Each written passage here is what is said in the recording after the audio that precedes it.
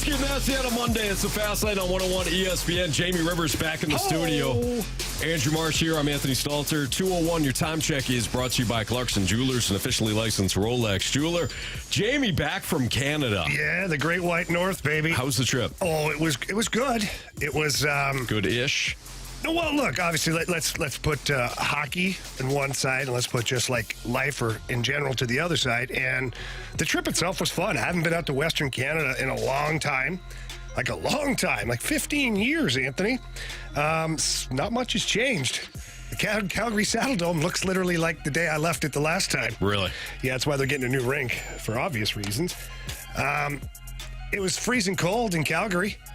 Winnipeg was, Calgary was freezing cold with snow on the ground. That was like a smack in the face with a cold frying pan. You walk out, the Saddledome has this door in the back of it where the bus pulls up, you go into the rink. And I had forgotten about this until it happened again. Mm-hmm. And the way it comes down, it's like a tunnel down to where the parking is, but then it's all cement walls. So the wind comes whipping down there and has nowhere to go, so it just kind of circulates in that area. We walk out from morning skate, and it's like, whop! The cold air was like, yeah.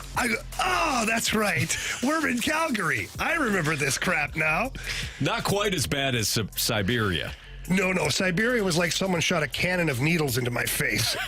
This was a little different, but it was fun. I got to catch up with some. You know what's fun about this job right now is I'm able to reconnect with old teammates and guys I played against that I would never have the chance to because they live all over the place. So, like in Winnipeg, I got to reconnect with Kevin Sawyer, former Blues player, a tough guy, came in here. He was my first roommate playing pro hockey.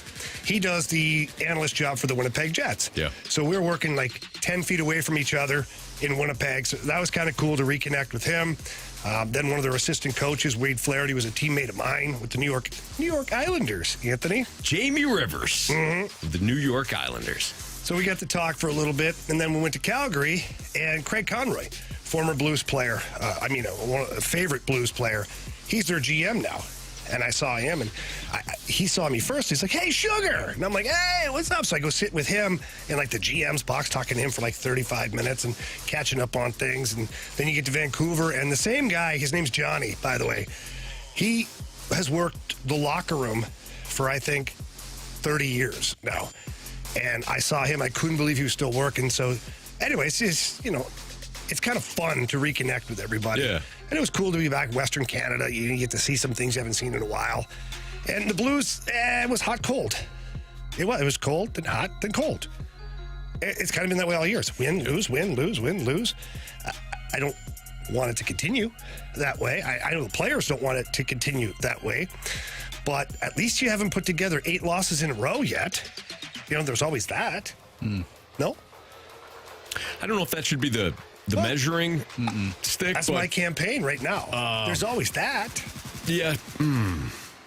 We'll get into the Blues in a little bit. Okay. Speaking of the Blues, though, Marsh, you killed it with your Halloween costume over the weekend. So Marsh went to a Halloween party. Oh, I saw that, and I right away I was like, that is awesome. He nailed it. So everybody has seen the infamous Ozzy Osbourne mugshot. Where he's wearing the Blues. I don't know what is it. It wasn't a sweater. It's just it's just a shirt. Just a regular like a long Blues sleeve shirt. or 3/4 sleeve, like a totally old school rock shirt, but has the Blues on it. It's an awesome I wish I could find that damn T-shirt. No kidding. Marsh remade it. Yep. Remade the photo. Recreated the photo. Bubble paint for it. I just used fabric paint. Yeah, just recreated it. Looked good. Put a little slit in the top of it, and who did the Blue Note for you? My girlfriend did. Yeah, I was going to say, no way you had the shot. No I way. made that. That was way too nice. I looked at it, I go, there's no way. Like, I know Marshy likes to sing and rap, and he's artistic to a certain point. But that's like a different artistic. Yeah, I was like, I don't think I see my guy being able to do that. Right. I mean, I was a graphic design major up until I ended up switching to broadcasting. That's with computers. That is with computers, and I cannot not draw. Freehand. Cannot draw. No. So I did everything else, and she helped me with the Blue Note. You know what's funny about that Ozzy Osbourne thing is during the 2019 Cup run, there's a guy, his name's Chris Lake, and he works at a radio station it's more of a podcast station in Edwardsville, where I did a podcast a long time ago with Darren Kimball, and he had connections to Ozzy Osbourne through a mutual friend. And so during that Cup run, I remember he asked me about getting a Blues jersey and all this stuff. And so we sent the jersey to Ozzy Osbourne, who probably had no idea what the hell was going on, but his representatives told him, hey, by the way, this is the team when you got arrested, you're wearing their, and there's like, holy crap. So Ozzy put on the jersey. It had Osbourne on the back of it. Nice. And he posed, and I remember that picture was circulating too. That's really cool. I saw that on the internet because obviously I used the photo as reference to make the shirt and whatnot, the whole look, and I saw the updated version of him wearing the jersey. Awesome. So I know exactly what you're talking about. Awesome. Now, the other news with Marsh, though. Yeah, no, Friday, Saturday, great. Yeah. Sunday, well, actually, Friday was okay. Obviously, and we'll get into it, the Blues losing. Yeah, but you're at a party, right? Yeah, so. That's fine. Sunday, not so great, Anthony. So our guy James, who will leave us mic drops throughout the show, and he'll text us or he'll reach out to us on Twitter. James reached out over the weekend and said, hey, at Anthony Stalter and at Jamie Rivers 08, you guys need to check on Marshy Marsh after this Cousins news. Yeah.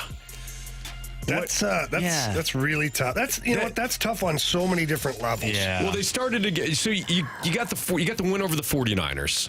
You took care of business yesterday. You're 4-4. Crazy things happen in the NFL, and we've seen that the last 2 weeks. Who knows? Maybe the Raiders stumble into Detroit tonight. The Lions forget who they are, and they lose. Yeah, probably not. Probably not, but now the Lions would be 5-3, and the Vikings are right there on their heels at 4-4, except you don't have a quarterback. Yeah, I wasn't so much concerned with the division. Big time problem. I mean, even when we did our preseason predictions, I had them as the 7 seed, which is basically where they're at right now. But at the time he got injured, I was like, oh man, like he rolled his ankle. Hopefully he'll be okay. But now we have to worry about Jaren Hall coming in. And I was looking at my friend. Exactly. I'm looking at my friend. I'm like, we're going to lose this game. Taylor Hall's playing for the Vikings? Yeah, Taylor Hall. Yeah. As well. But I'm like, dude, we're going to lose this game. Like, they're going to come back. Jordan Love somehow is going to do what he did against the Saints, make their way back. Luckily, they didn't. Mm-hmm. I don't know if I'd rather lose that game and have Kirk Cousins healthy for the rest of the year. I feel like that's probably what I would love. I think you would. I think so, too. I think I'd trade a loss for a healthy Kirk. Yeah. That's tough. But then I'm looking at Twitter, and I see the Achilles injury. I go, you got to be kidding me. Yeah, but then you look at Aaron Rodgers, and he's like almost ready to play. Yeah, he's ready to go. What kind of witchcraft has that guy got going on? Well, he was dating an actual witch for a while, wasn't he? Yeah, Blue of Earth. Yeah, maybe she's got some special potions. Yeah. That she's like drizzling all over him. Maybe. And like, Yeah, like his Achilles. Reconnecting the Achilles. Yeah. Yeah. That's exactly what I meant. No doubt. Massage is a great way to stimulate areas to absolutely get better. Get the blood flow. Yeah. Going. Massage is the best way to get the blood flowing. Sure. It is proven. Yeah. By many people. Mm-hmm. So sorry about Kirky Cousins there, buddy. Yeah, it's okay. That's tough. I don't know what they're going to do, though. I have no idea. Well, now, do you trade Danielle Hunter? I mean, do you just start trading off pieces? No. At this point? Ride it out. Let's see what Jaren Hall can do. Taylor Hall, as Jamie calls him. Monty Hall. And let's make a deal. I don't know. Maybe they'll trade for Jameis Winston. Maybe they'll sign Carson Wentz. Matt Ryan will come out of the booth. RG3 said he's available. Is he? That's good. Yeah. Carson Wentz, though, went to North Dakota State, so obviously he has been up in the area before. How long until somebody says that Colin Kaepernick is interested? I think Colin Kaepernick will probably throw it out there. Will he write them a letter, too? He's interested, yeah. He hasn't played how long? 5 years? He hasn't played since 17? Yeah. I think. 5-6 years. It's been a while. Give or take. It's been a hot minute. Like he may have been able to do something before, but I just don't know. Yeah. All right. Good thing is, though, that they have a pretty, I won't call it soft, but it's a manageable schedule coming up, and it starts with your Atlanta Falcons. Who are terrible. Which, by the way, as it sits right now, Jamie's is the one set up for the Waffle House Challenge. Because they're both 4-4. So right now, Jamie's in line. Yeah, I hate both of you for that, by the way, because I did not agree to that at all. You guys voted on it and excluded me from the vote. 2016, by the way, for Colin. And here we are. Yeah. Yeah. So, but next week you guys play against each other. Yeah, so you're good. You're good. You're going to be good for a week. I'm sure that we'll turn Taylor Hall here into the second coming of Will Levis after we turned Will Levis into the second coming of Brett Favre. You've got Kawhi's Law, though. Yes, if you stick with him. Yeah. You might as well play Taylor Heineke at this point. He came in yesterday. The Falcons did a Ritter what the Browns did to Deshaun. Like, you're good? You're medically cleared? You don't look good, pal. How about you stay over there? After he fumbled again, he's got 18 turnovers. Arthur Smith looks like someone who gets out of bed in the morning and forgets where he is every day. But if you listen to him talk, he's the smartest guy in the room at all times. Until he talks. Then I know, confirmed, that he's not the smartest guy in the room. Right. Although he thinks it. He believes it. He believes it. You know what that makes him, Anthony? Dangerous. Yes, you're right. Which is why I'm sure he'll start Desmond Ritter on Sunday. This is what the Falcons do. They have their backup tight ends. Yeah, throw to each the other. Football and catch the ball, and they have their number one tight end who they drafted in the first round blocking. That's correct. That's the Falcons. Yeah. He's Henry Winkler in the Water Boy. He's up there on the he's like, we have Bijan Robinson, Drake London, Kyle Pitts, last 3 first-round picks, all in the top 10. And he goes, this is what we're going to do, boys. Watch this. Bijan, you're going to be on the bench. Kyle, you're going to block on this one. Drake, you're going to block. We're going to have the backup tight end, Jonnu Smith, throw to the third-string tight end, Michael Pruitt. What the are you doing? That's a hell of a trick play, Anthony. And when it worked in practice, it was awesome. Ish. Against a defense that made Will Levis look like Favre. 4 touchdowns, 4 tutties yesterday. What's your problem with Will Levis? This guy was a big draft pick for those guys. And you don't like him. You treat him like he's terrible. And here he is out here. All he's doing is throwing dimes. He's going to be a friggin' Pro Bowler. All I'll say is if you're a Titan fan, you're excited today. That's great. You know? He looked great throwing those 50-50 balls to wide open wide receivers. He did. He looked great.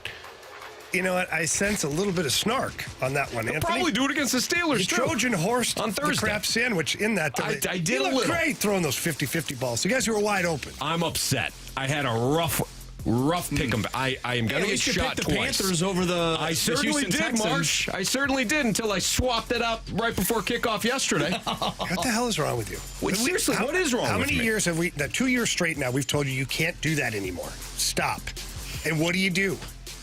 I'd flip. You're the dog with the shock collar, right? Yes. And you learn, it takes a while. You get shocked so much so that you foam at the mouth and maybe crap on the floor. And then you finally do learn-ish. And then you think at one point, like, it's been a while. Maybe it doesn't work that way anymore. Right. And you go right to the edge and you get zapped again and That's crap correct. your pants again. And you're like, oh, I shouldn't have done that. I shouldn't have done that. You're absolutely right. I have no excuse. You're supposed to learn from that, Anthony. One would think. There's a little beep that happens first, and then you get zapped. Yeah. Do you know why I know that? Because you've done it. You've put the shock collar on you. Held it in my hand because we had Akitas, and he wasn't reacting at all to the invisible fence. Yeah. Like, honestly, like it wasn't even there. So I was like, maybe they installed it wrong. Maybe the batteries are wrong. So I was holding this box actually kept upgrading the box till we got to a horse box, like the size of a cell phone on the side of this dog's neck. Yeah. And I'm holding this thing because it's still very little reaction from the dog. I go, I'm going to test it out. Seems like a great idea. Yeah. I'm walking close. I go, beep, beep, beep, beep, beep, then flop. I was like, yeah. It felt like I got stabbed in the hand. Yeah. So I'm like, what the hell kind of crap is that dog on? Right. I think, see, Jamie, I think I'm the Akita. Yeah. I'm actually you. Yeah. with it hold my knowing I should get shocked. Yeah. And I do. Yeah. Called the Panthers, I did, on Friday. And you flipped. Did it on Gridiron Guys on Thursday. I was so sure the Panthers were going to win a first freaking game. I said it on Thursday with Kerry Davis, who looked at me sideways, just like you guys did. And I started thinking to myself, I can't do this to my team. The Texans are going to win this one. Nope. Idiots. You've been doing nothing but buying Texans stock. Yeah. To stack them. I know. The Stalter stack them. They're in the top 10. Well, that's the kiss of death. So I'm going to put the Bengals right there at 10. So just because you want to be right? Just because I want to be right, because I'm clearly wrong about them. Is it inconsistency or roster construction problems for the Blues? We'll get into that next on 101 ESPN.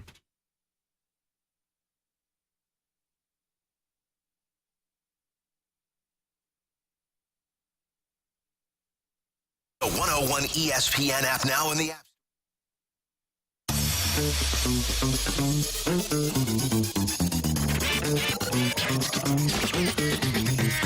Johnny Londoff Chevrolet. The family has been in business for over 80 years, providing incredible customer service as well as some of the best prices around. If you are stressed out about buying a vehicle, or it's something that you're always regretting, or you're just not sure, well, that's because you haven't been to Londoff Chevrolet. I've been a customer for over 20 years now, and I send all of my friends and family to see the Londoff family, and they always take care of them. From the moment they walk onto the lot to the moment they drive off the lot in their brand new or pre-owned vehicle, they're taken care of like family. And I can tell you this, that the inventory is great as well. They've got two locations, the original location in Florissant, Missouri, and the brand new Londoff Autoplex out in St. Peters. No excuse not to visit one of them, but once you get there, walk on the lot, walk in, tell them that Jamie Rivers sent you. They love hearing that. And then everything else is taken care of. They're going to get you a great vehicle at a great price. They're going to give you the most money for your trade-in vehicle, and then they're going to take exceptional care of you and your vehicle following the transaction as well. They don't just forget about you. They take care of you forever. So please get there in person and tell them I said hi. Otherwise, visit them online at londoff.com or londoffautoplex.com. Are you kidding me? Johnny Londoff Chevrolet.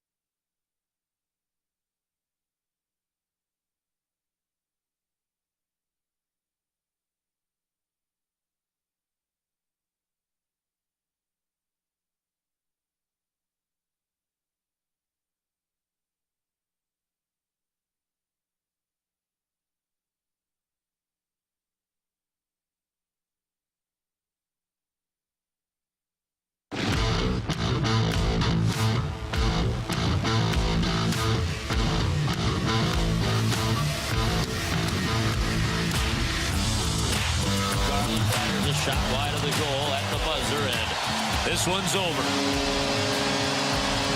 A tough one tonight for the St. Louis Blues as they're shut out by the Vancouver Canucks. Oh, we got outskated, no work. Took 3 penalties in the first period, 4 maybe. I mean, you're on your heels. We got out of there 1-0, so gave up another goal and just sloppy. Not very good. Chris Kerber on the call over the weekend, and then, of course, Craig Berube talking about the ugly loss for the Blues. Here's how it goes. Here's how it has gone so far for the Blues. Shootout loss, shootout win, terrible loss, win, another bad loss. Jamie, in your what? What are you looking at me? Why is it a for? bad loss? What about a good win? It was an ugly loss. Well, what about a good win the night before? Yeah, it was a good win. You didn't say that. No, just a win. Yeah. I don't understand why you highlight one and not the other. If you're going to tell the story, tell it. Okay. Shootout loss, that was good. Shootout win, that was good. An ugly loss, a solid win, a loss, a really nice win, and then another ugly loss. There you go. Thank you. Was that hard? I mean, it didn't need it. Yeah, no, it wasn't. You're right. It was fine. Jamie, Right, it was fine. in your estimation here, Estimation. in your guesstimation, Yeah. what is it about this lack of consistency for the Blues? Is it just the roster? No, I don't think it's a roster. Look, the roster is what it is at this point. I think that this is a group that's still getting used to each other. Like, you say what you want about preseason, and everybody thinks, oh, you got 8 games in preseason. The first couple of games were split squad. So you had 2 games that were on the same day with 2 completely different teams that were playing at the same time, one here and one in Wichita. And then from that point on, you have a lot of games where you only have a minimum amount of veterans in the lineup. And it's designed to make sure you have a competitive team on the ice, but at the same time, it's designed to get a number of young players or American Hockey League players or PTOs a chance to make your club and hopefully have veteran guys not incur any injury during this time. So it's not the greatest vehicle to be completely ready for game 1 of the season. You do your best, and some teams are set up better for success right away out the gate. I thought the Blues were fine. That game against Dallas to start the season was a great game. That's a really good freaking team. And you went to the shootout, you lost. It is what it is, but you bounce back, next shootout, you win. The up and down, like win one, lose one, that obviously not ideal. For this Blues team this year, I think the focus has to be on not dropping multiple games. So you will have stretches where you lose 2 in a row, but you can't go like 4, 5, 6, 7, or 8 like you did last year. You can't do that and stay competitive this year. So the 500 hockey or the up and down hockey right now, I'm okay with it. I'd rather it not be. I'd rather they win every game, of course. But I don't think it's the roster. I think the roster has to be tweaked a little bit, like you have to shovel the deck a little, and Craig Berube has done that, and we'll get into that later on in the show. But you also have a new defensive system, and what is the number one thing coming out of last season, through the off season, coming into this season? What is the number one thing the Blues said they were focused on? Their defensive system.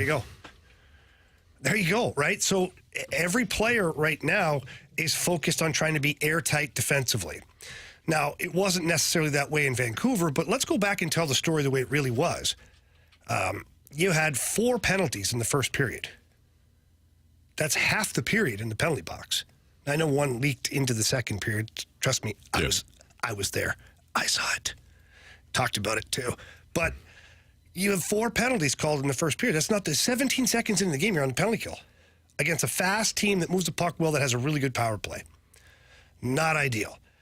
A back-to-back night, that is not what you want. You want to try and establish, so let's go back again. Very first shift against Vancouver that night. They won the draw, snapped it around, got it in deep, was in on the forecheck hard. Unfortunately, Booch did a little one-handed hook, which I thought was pretty weak, but neither here nor there. Yeah. But you did what you wanted to do originally, is get the puck in and try to go to work. Because you played the night before, you traveled after the game, and it's not like it's excruciating. So anybody who's like, oh, yeah, it's not excruciating. I don't feel bad for these guys. I said it to a number of them, like, these back-to-backs aren't as bad as people make them out to be. You're trained as a group of players to be able to play 2 nights in a row. It's not ideal, but it is what it is. But then the penalty kills kill you. Because not everybody gets to play on the penalty kill. You have a certain group of guys that play out there. And the Blues have a unique situation that some of their best players offensively also kill penalties. And your best defensemen kill penalties. So your Lettys, your Parekos, your Falk, Krug this year, like those guys started playing big minutes. So then after a period of being on your heels like that, which, by the way, they were down 1-0 after that. I couldn't believe it. Yeah. I talked to John Kelly. I said, we're down by a goal after that period. That's a win. Mm-hmm. We get, hopefully the team can come out and kind of refocus, reset, all that stuff. It didn't go according to plan. And thank goodness for Jordan Binnington. But again, Jordan Binnington, this is something that people who don't really watch the games will look at and go, 5 goals. Oh, it's Binnington. Oh, he's back to last year. He had 19 shots in the first period. And it was 1-0. If it wasn't for Jordan Binnington, it'd have been 4-0 after the first period. Mm-hmm. So, to the original question, do I like the way this is happening? No. Is it the roster construction? No, I don't believe so. I think your roster can be competitive with most of the teams in the league, because otherwise, how do you explain beating the Penguins here like you did? How do you explain beating the Flames? The Penguins, I consider them to be a better team than the Flames, but nonetheless, they were in Calgary playing against them in their home barn, and they were slumping. Coming off a bad loss. Yeah, and they're still slumping. They're struggling right now. But either way, it's going to be up and down for a while here until they figure out, one, how to use this system properly, how to turn offense out of this system. They haven't figured that out yet. That's going to take some time. So it is what it is. Boys, what is rule number 1 in the fast lane? Nobody's safe. That's correct. Nobody's safe. Mm-hmm. Let's talk about City next in the fast lane on 101 ESPN. Yeah.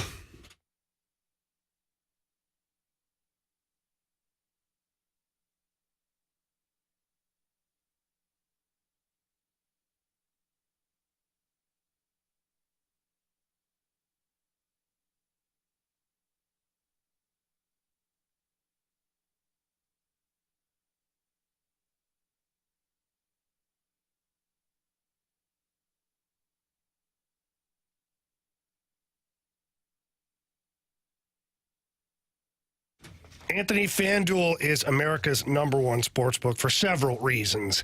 They always come up with great promotions. They pay out right away. They've got great bets that are available for everybody that's on the app and signs up.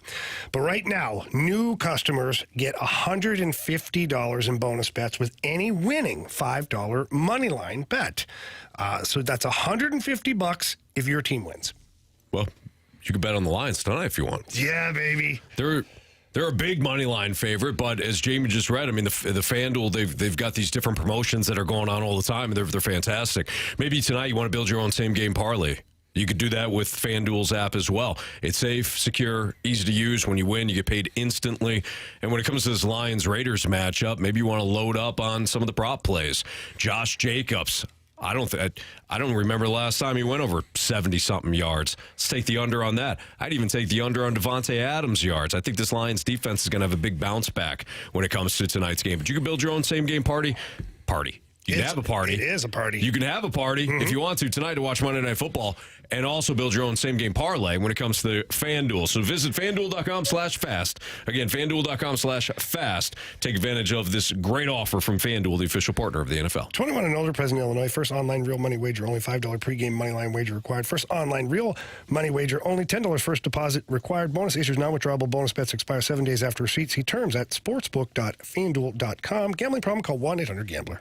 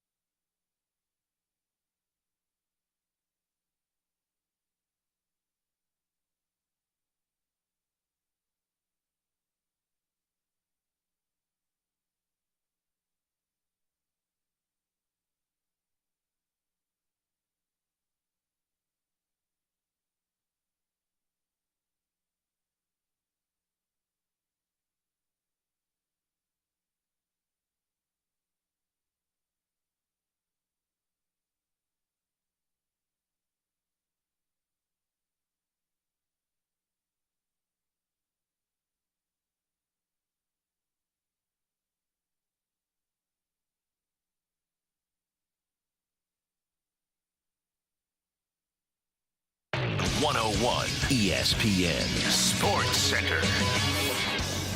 I'm Andrew Marsh. It's time for a Sports Center update driven by Johnny Londoff Chevrolet and Johnny Londoff Autoplex. The Blues lost on Friday to the Vancouver Canucks by a final score of 5-0. They'll be back in action on Wednesday, taking on the Colorado Avalanche. Pregame starts at 7:30. Puck drop is at 8:30. You can catch all the action right here on 101 ESPN. Tonight, World Series Game 3 between the Rangers and Diamondbacks. That series is all knotted up at 1. Also tonight, Monday Night Football between the Lions and the Raiders. You can catch all the action right here on 101 ESPN. Pregame starts at 6:30. And also last night, City SC in their MLS playoff debut lost to Sporting KC by a final of 4-1. They'll be back in action on Sunday at 4 for game number 2. We'll dive into last night's game between City and Sporting KC. That's coming your way next right here in the Fast Lane. I'm Andrew Marsh, and the Sports Center update is driven by Johnny Londoff. Find new roads and shop 24/7 at Londoff.com and LondoffAutoplex.com. Are you kidding me?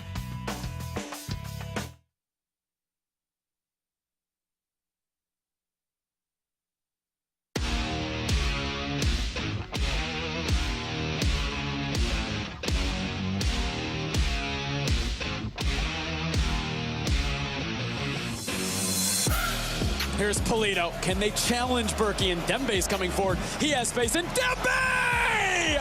Polito will keep it in play, looking for Shallowy Blum. Only as far as Kinda. The kick save from Berkey. Voltaire! And in! The lead again! It is amazing to me how quick and reactions are on point from Gotti Kinda. Oh! What a goal! What a half from Sporting KC!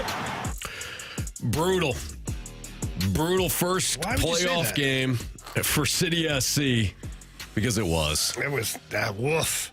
Jamie Rivers, Anthony Stalter, Andrew Marsh. You can fill a thimble with my soccer knowledge, but I could tell you that wasn't pretty last night. And Roman Berkey's an absolute stud, so that tells me your defense won great in front of him. And Rocchio, I thought, broke it down very well. He does the soccer podcast with Moon from 105.7 The Point. And I thought what Rocchio was talking about was interesting with the way that Leuven could have attacked more from his midfielder position, and he just never kind of took it to Sporting KC. Not that this is all on Leuven, but it seems like the team was very flat.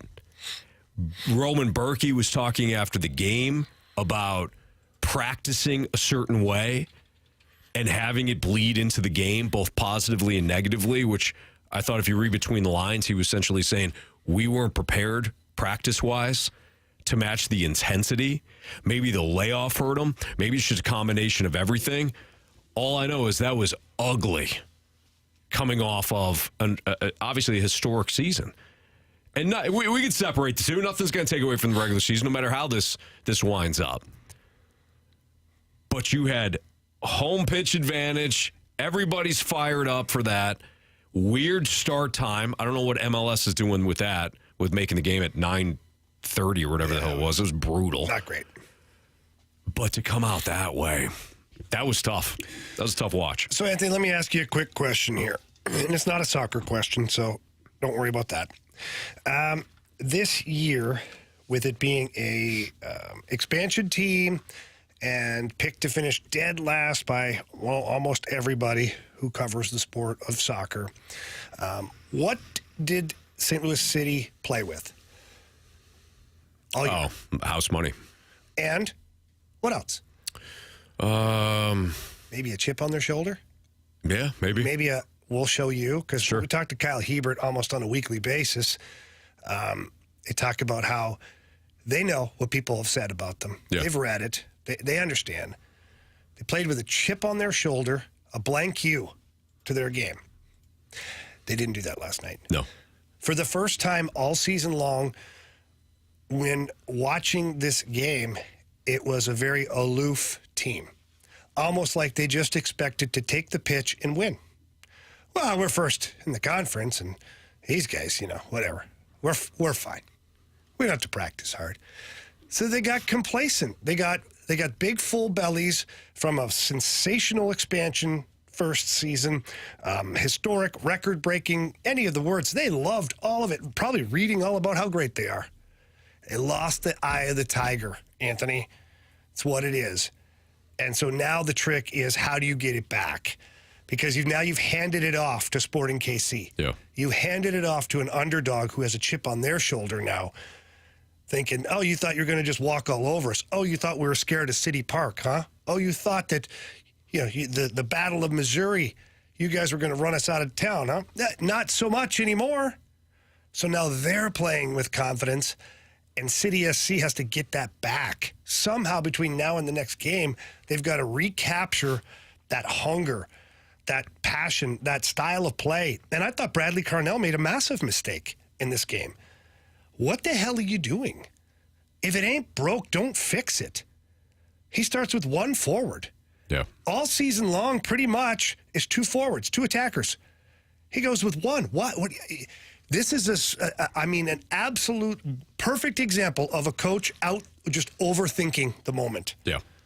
Oh, we're going to throw him a curveball. Yeah, you're going to change it up. No, you didn't. You made it worse for yourself because your team wasn't used to, or they weren't accustomed to playing in this manner. I'm sure they did it a couple of times during the season, but overall, it was two attackers up front. So right away, you're telling your team we're going to do something different. Right. Why? Than what you're used to. Why? We're in first place. They should be worried about what we do, not us changing for them. Sure. So I thought that was a big mistake. And, they're an attacking team. They're a press team. And yesterday they were possessing the ball. It's almost like Sporting KC flipped it on its head and said, we're going to play the way you guys play. And I feel, Jamie, correct me if I'm wrong, that is how opponents have won this year against City. Yeah. That's exactly how they've done it. They have said, you take it. You take the ball. You take long possessions. And we'll score off of the transition. That is how City has lost all season long. So whatever the game plan was, it didn't work. Sporting KC took it to them. And now, Jamie, you're talking about finding the eye of the tiger. You're going to have to do it on the road, where you have not played well this season. No. That is the one thing in this picture-perfect inaugural season for City SC, and it has been picture-perfect. The one thing you can kind of point to is they have not played well on the road. So I want to address a couple things here, because you know what, Anthony? We always get these people here, these soccer-passionate people that want to try and carve us up. Okay. And I don't understand. I said nothing tactical until the end. And I'm not the only one. I was listening to national people talk about it, questioning Bradley Carnell's decision to change it up a little bit. So we get one from the 314. Oh, my God. Please stop. You are embarrassing yourself. Call me if you need a tactical breakdown. We wouldn't really go over tactical anything. So have a nap. Secondly, from another 314, Jamie, you have no idea what you're talking about. Stick to talking about the Blues. I know exactly what I'm talking about when it comes to an athlete in that situation. I know exactly what I'm talking about. Take your one forward or two forwards and stick it. I don't even care. I don't care about your tactical anything. You didn't have the eye of the tiger. That's it. Bottom line. You weren't ready to win a damn soccer game last night. If you think I'm wrong for that, you can go chase yourself. Take your X's and O's and just amaze me with how much soccer knowledge you have, and pass it on to Bradley Carnell, because he could use a little help from last night. Yeah. I was going to say something, but I mean, Jamie said it all. What was the one thing? What? Move on? Or what was the first text that you read? Oh, no. Can you read that one again? Oh, my God. Please stop. You're embarrassing yourself. Call me if you need a tactical breakdown. Okay. Yeah, we'll get you on the line. You just watch the match last night. They didn't have it. They didn't have it. It's simple as that. And you can throw out all these excuses. They lost. They lost 4-1 at home. I'm gonna take their advice. I'm gonna take their advice. You gonna take a nap? No, just stop talking about it. Correct. Yep. NFL Pick'em.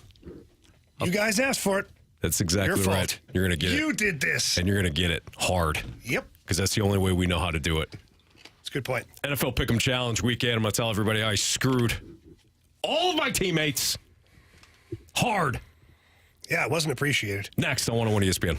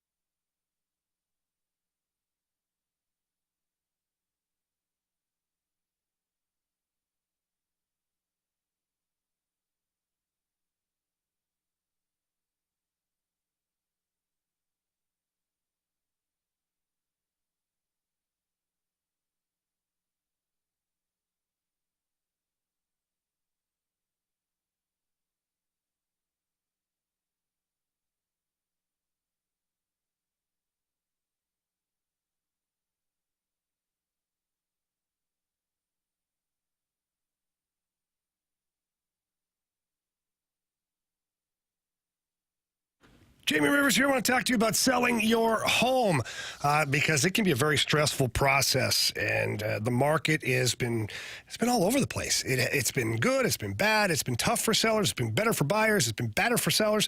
It's all over the place, and the one thing you can't do is try to figure it out yourself or figure it out with an average agent. No, you got to use the best and trust the best, and that is Gloria Liu with Your Home Sold Guaranteed Realty, and here's why. Gloria already has the buyers. She's got thousands of buyers in her database, and what that does, it creates a lot more traffic to your listing, higher demand, and hopefully more money for you at the end of it all. Gloria also has great options for the sellers out there. The one that is my favorite is guaranteed sales. I mean, who wouldn't want a guaranteed sale, right? That's where Gloria sits down with you and will agree upon the sales price with you, and then will sell your home for that price, or she buys it herself, and she puts all of that in handwriting for you. So please pick up the phone and call Gloria Liu. Tell her that Jamie Rivers sent you in there, and it's 314-325-6888. That's 314-325-6888, or visit GloriaHasTheBuyers.com. Conditions do apply. Gloria and the seller must agree on the price and possession date.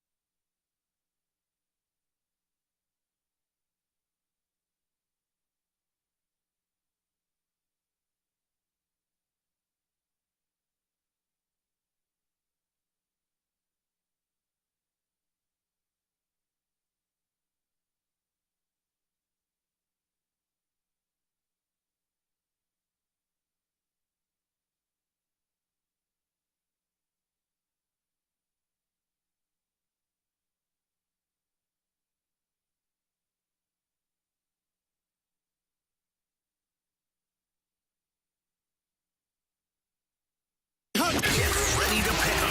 It's the Fast Lane Football Pick 'em Challenge on 101 ESPN. Refreshed by Bud Light. Well, you sure know how to pick 'em.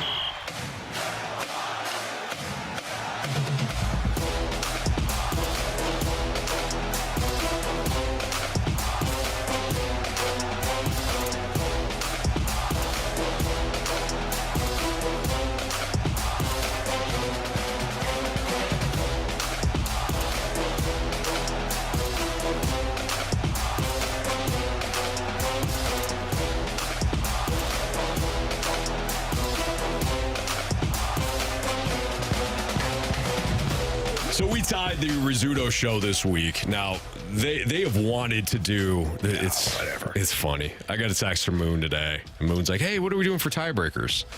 I remember sending an exact text message last year to one or all of them saying, hey, what are we doing for tiebreakers? And like, no, it's a tie. You sent it to Riz. It's a tie. You sent it to Riz. I remember. And Riz just said, no, tie's a tie. Tie's a tie. So now that they're behind, they're texting us. Whoa, what about the tiebreaker? We got to have something for the tiebreaker. You didn't last year, so it's just going to be a tie. Sorry. Nonetheless, I take full responsibility for this week, guys. We talked about in the opening drive, or the opening segment, I should say. I had the Panthers. I had the Panthers all week. I was taking a lot of heat for it, but I thought the Panthers would win their first game. And it was against a team that I've really started to like, which is the Texans.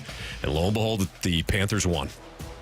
And I had flipped about 15 to 20 minutes before kickoff. It's not your fault, Anthony. It is my fault, It's Marsh. not. I mean, it's highlighted.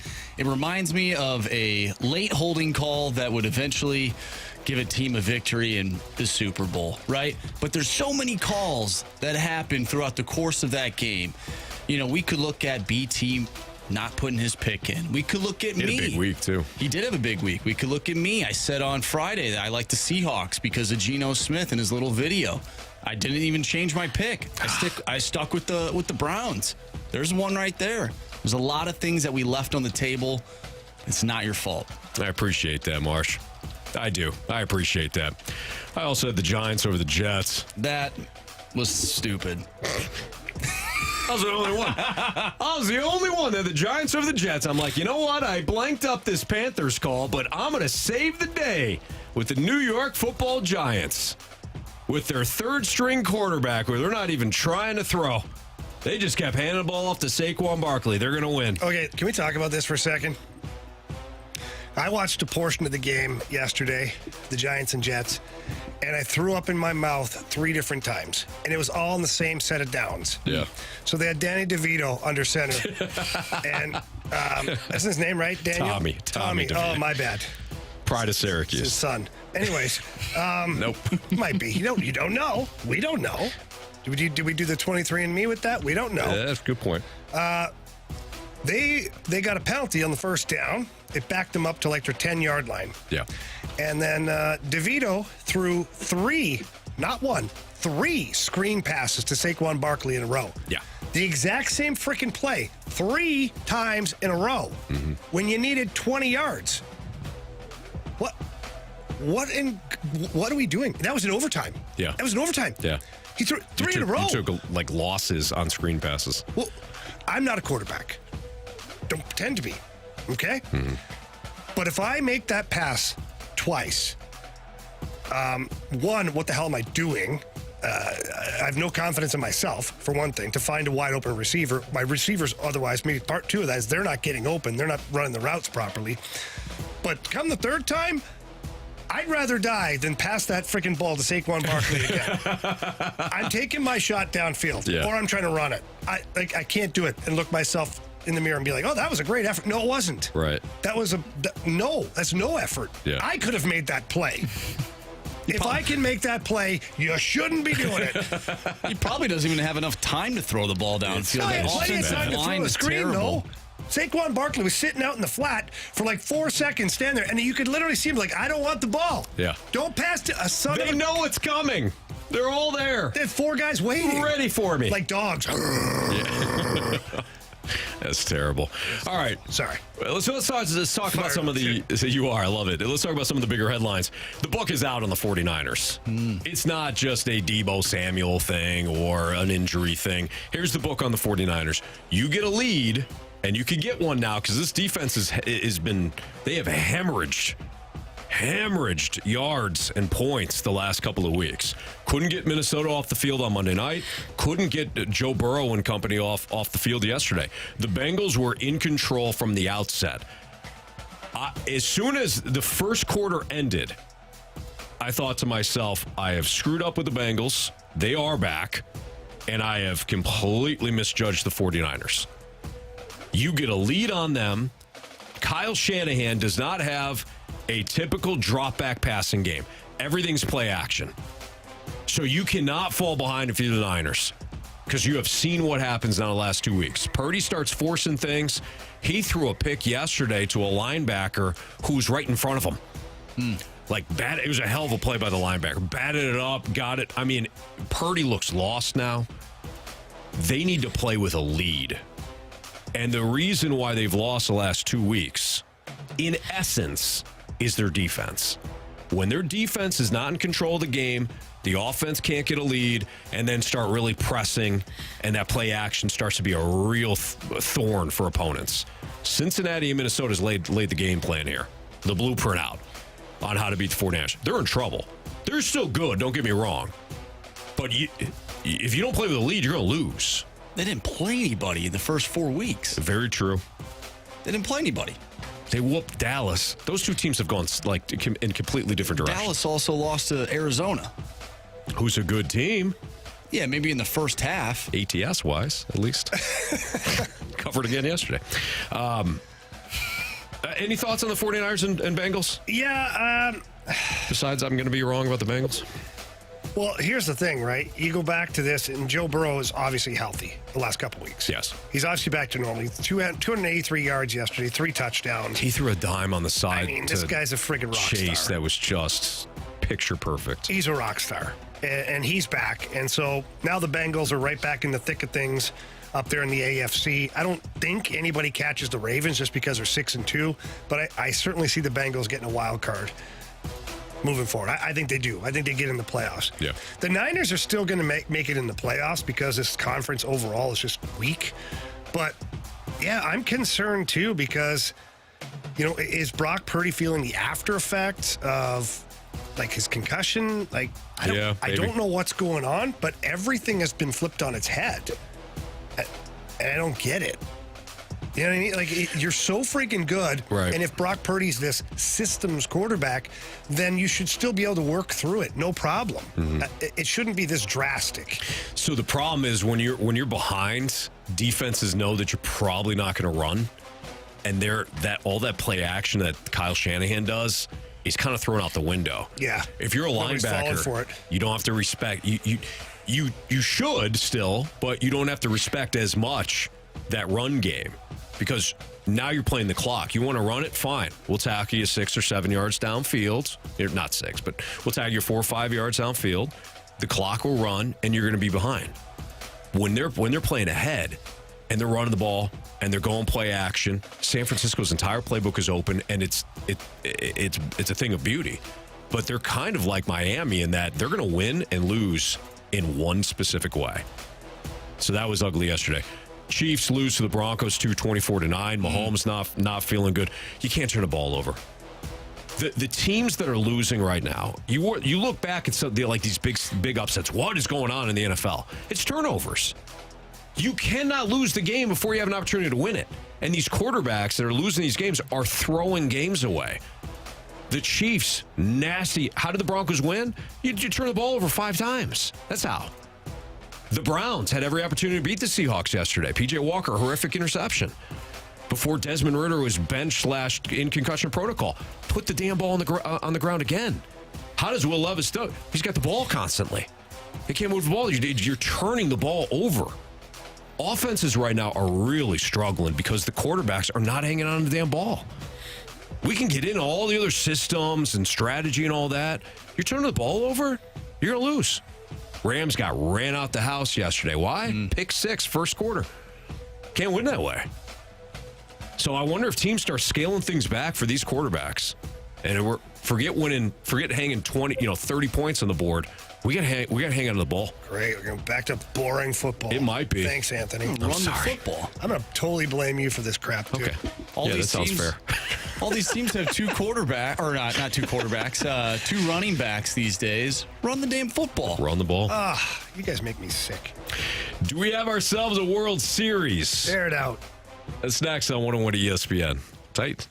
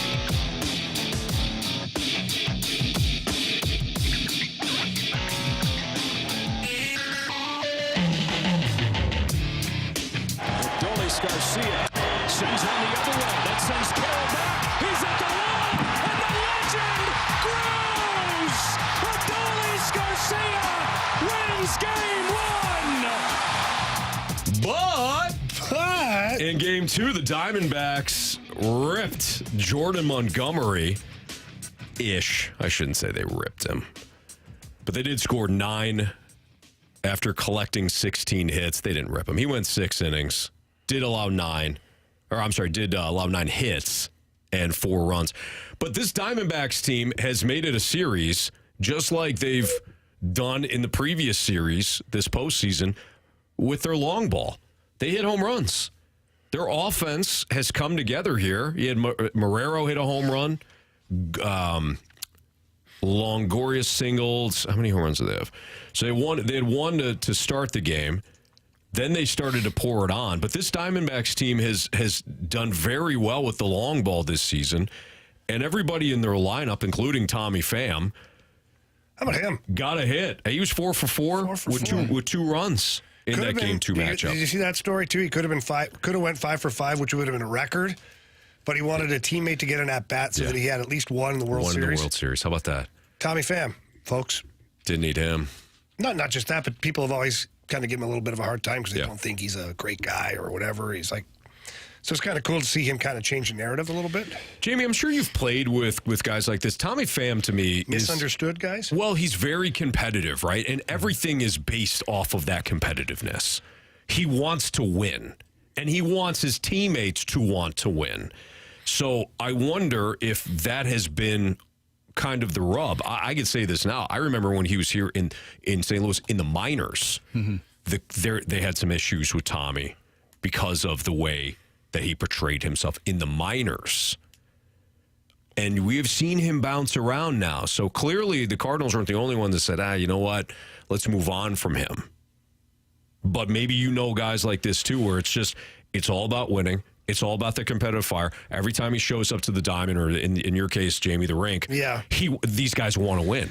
And maybe it rubs guys the wrong way. Well, that's what happens is sometimes it rubs people the wrong way. And there's other times too where, and I'm not speaking from experience with Tommy Pham. I've never been in the clubhouse with Tommy Pham, so I have no idea. But sometimes those guys, their competitiveness comes off as being very critical, too, of their teammates. It's not just wanting to win, because everybody wants to win. It comes off as being critical. Sure. And, and you get a guy chirping you or telling you how bad you played or to do this or do that, you start getting, I've had enough of this guy. Get him out of here, because he's causing problems, you know? And it's you got to put a filter sometimes in there. And sometimes it takes guys a while. You bounce around for a couple teams and you figure out, okay, maybe I should just shut up. Maybe I'll just be like Mr. Positive and go out and play hard. Yeah. So, I don't know.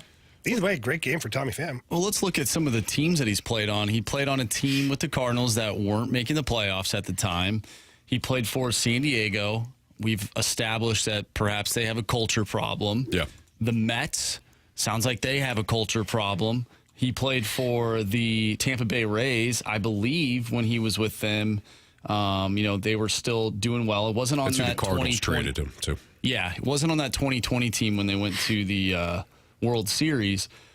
But, he's in Cincinnati, another team that, not full of winners. And he also showed up saying... Yeah, he showed up, I'm here to get my bag. Yeah. Essentially. So I wonder if it's a thing where, he has to find that right mix of people that embrace that kind of attitude. Yeah. And maybe he's found that with Arizona. Maybe. And it's also, you get to do it now at the World Series. So everybody, everything is ratcheted up. So maybe this is now just the perfect spot for him. Max Scherzer goes tonight against rookie right-hander Brandon Pfaadt in turn. And Pfaadt has been incredible. Scherzer 0-1 with a 9.45 earned run average in 2 postseason starts against the Houston Astros this month. He's only totaled 6 2/3 this postseason, but he's pitched 140 innings over his 29 career playoff appearances with 24 starts, and he's got a sub-4 ERA. So we know that this is, in the local product, Max Scherzer, somebody that can really turn this series back around. But the way that Brandon Pfaadt has thrown this season, I mean, especially in the postseason, he carved Philadelphia up. Now, maybe Texas will spit on that sweeper that he threw Philadelphia over and over again. Maybe, but he's thrown it so well. He'll throw it almost down the middle, and you think you got a cookie, and all of a sudden the damn thing darts out of the zone.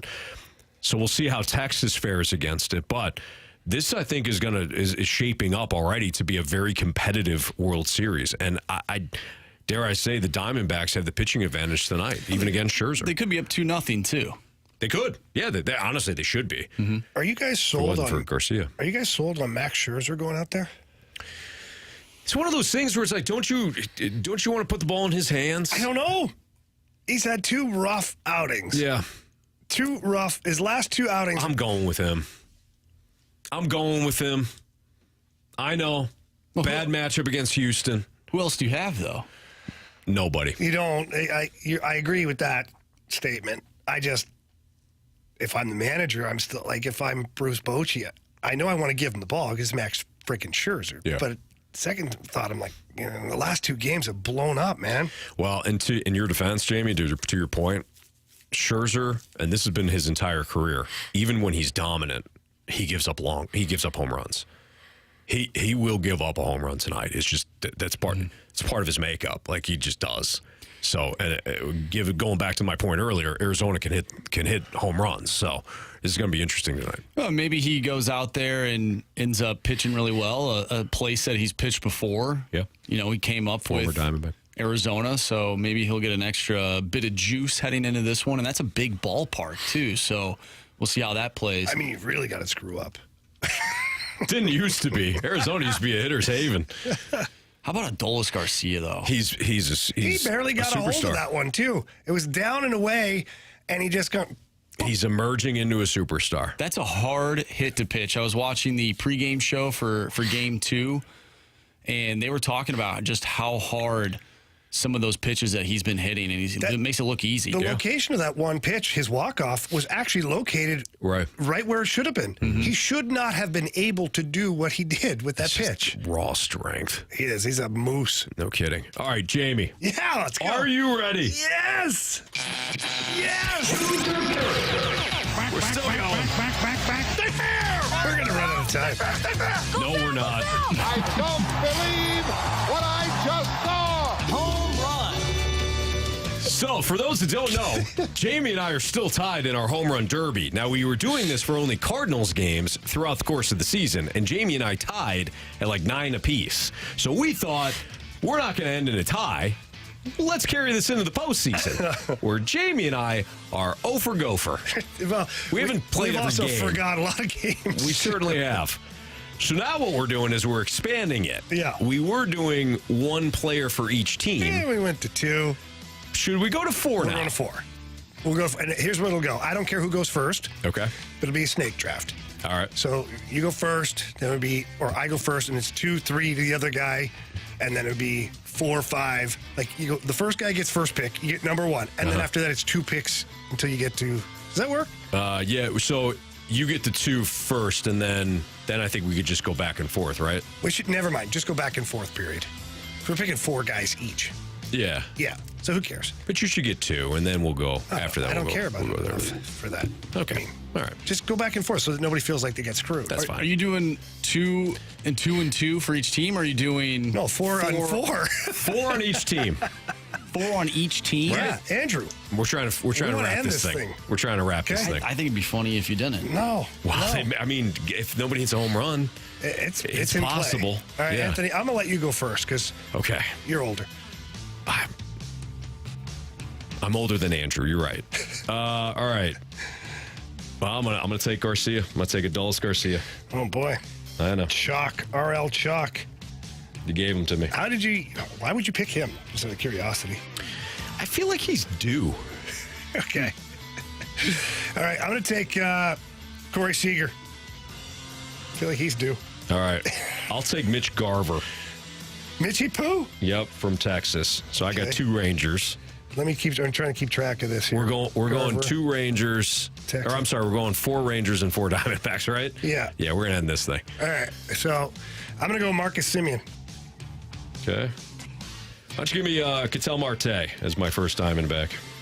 Oh, you're flipping it. Okay. Yep. So Marte, Arizona. Give me Tommy Pham, please. Okay. I'm going to go Josh Young from Texas. Okay. So it's 3 Texas Rangers for you now. Yep. I'm going to go with Corbin Carroll. Okay. I'm going to go with Christian Walker. So he's my second Diamondback. Okay.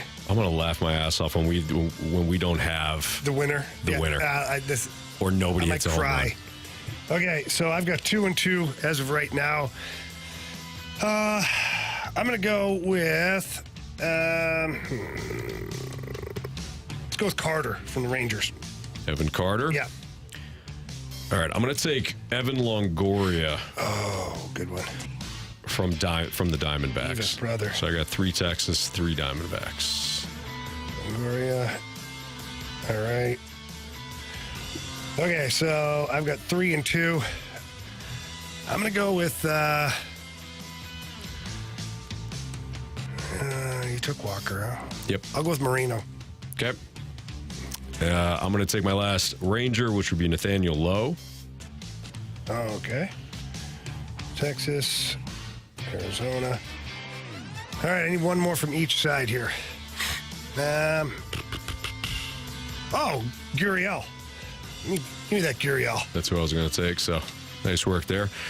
So I will take then Alec Thomas from the Diamondbacks, and that rounds up them. All right, my last pick has to be a Ranger. Let's see here. Anybody take Garver yet? Yeah, you did. I did, yeah. Yeah. There's Jonah Heim. Yeah. And Tavares, I think, is the only other Rangers. Yeah, I'll go with Tavares. Why not? John Tavares' brother. All right. So it's got to be the first home run. It's not his brother. It's got to be the first home run. We have four players on each team. We got it covered. You would think.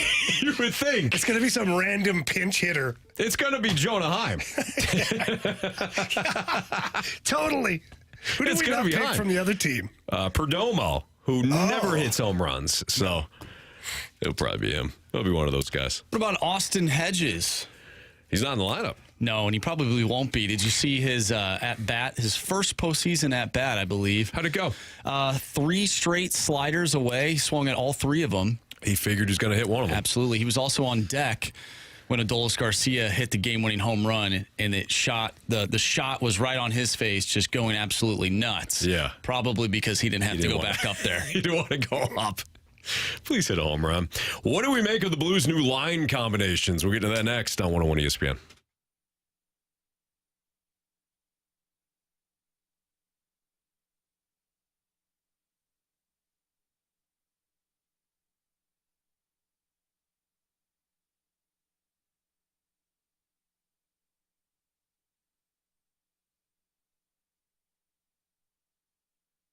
My wife, Kristen, and I have really enjoyed working with Auto Centers Nissan out in Herculaneum. We went out there last Friday morning to, drive around some cars. We're looking at used vehicles out there, and boy, what an expansive lot that they have at Auto Centers Nissan Herculaneum. In fact, Kristen, when we walked in, it was the first time out there. We've done shows out there. I've been out there several times, but it was the first time Kristen went out to the Herculaneum location. She's like, man, this is really nice. The details in that place is great. It makes you feel very comfortable when shopping for your new car. And if you're in the market for a new Nissan, they've got them at Auto Centers Nissan Herculaneum. If you're in the market for a pre-owned vehicle like we're looking at, no problem. They have over 700 vehicles on their lot right there, and it's at one location. And they give you a 30-day return promise if you're purchasing a new Nissan. They give you the lifetime complimentary warranty when it comes to new Nissans.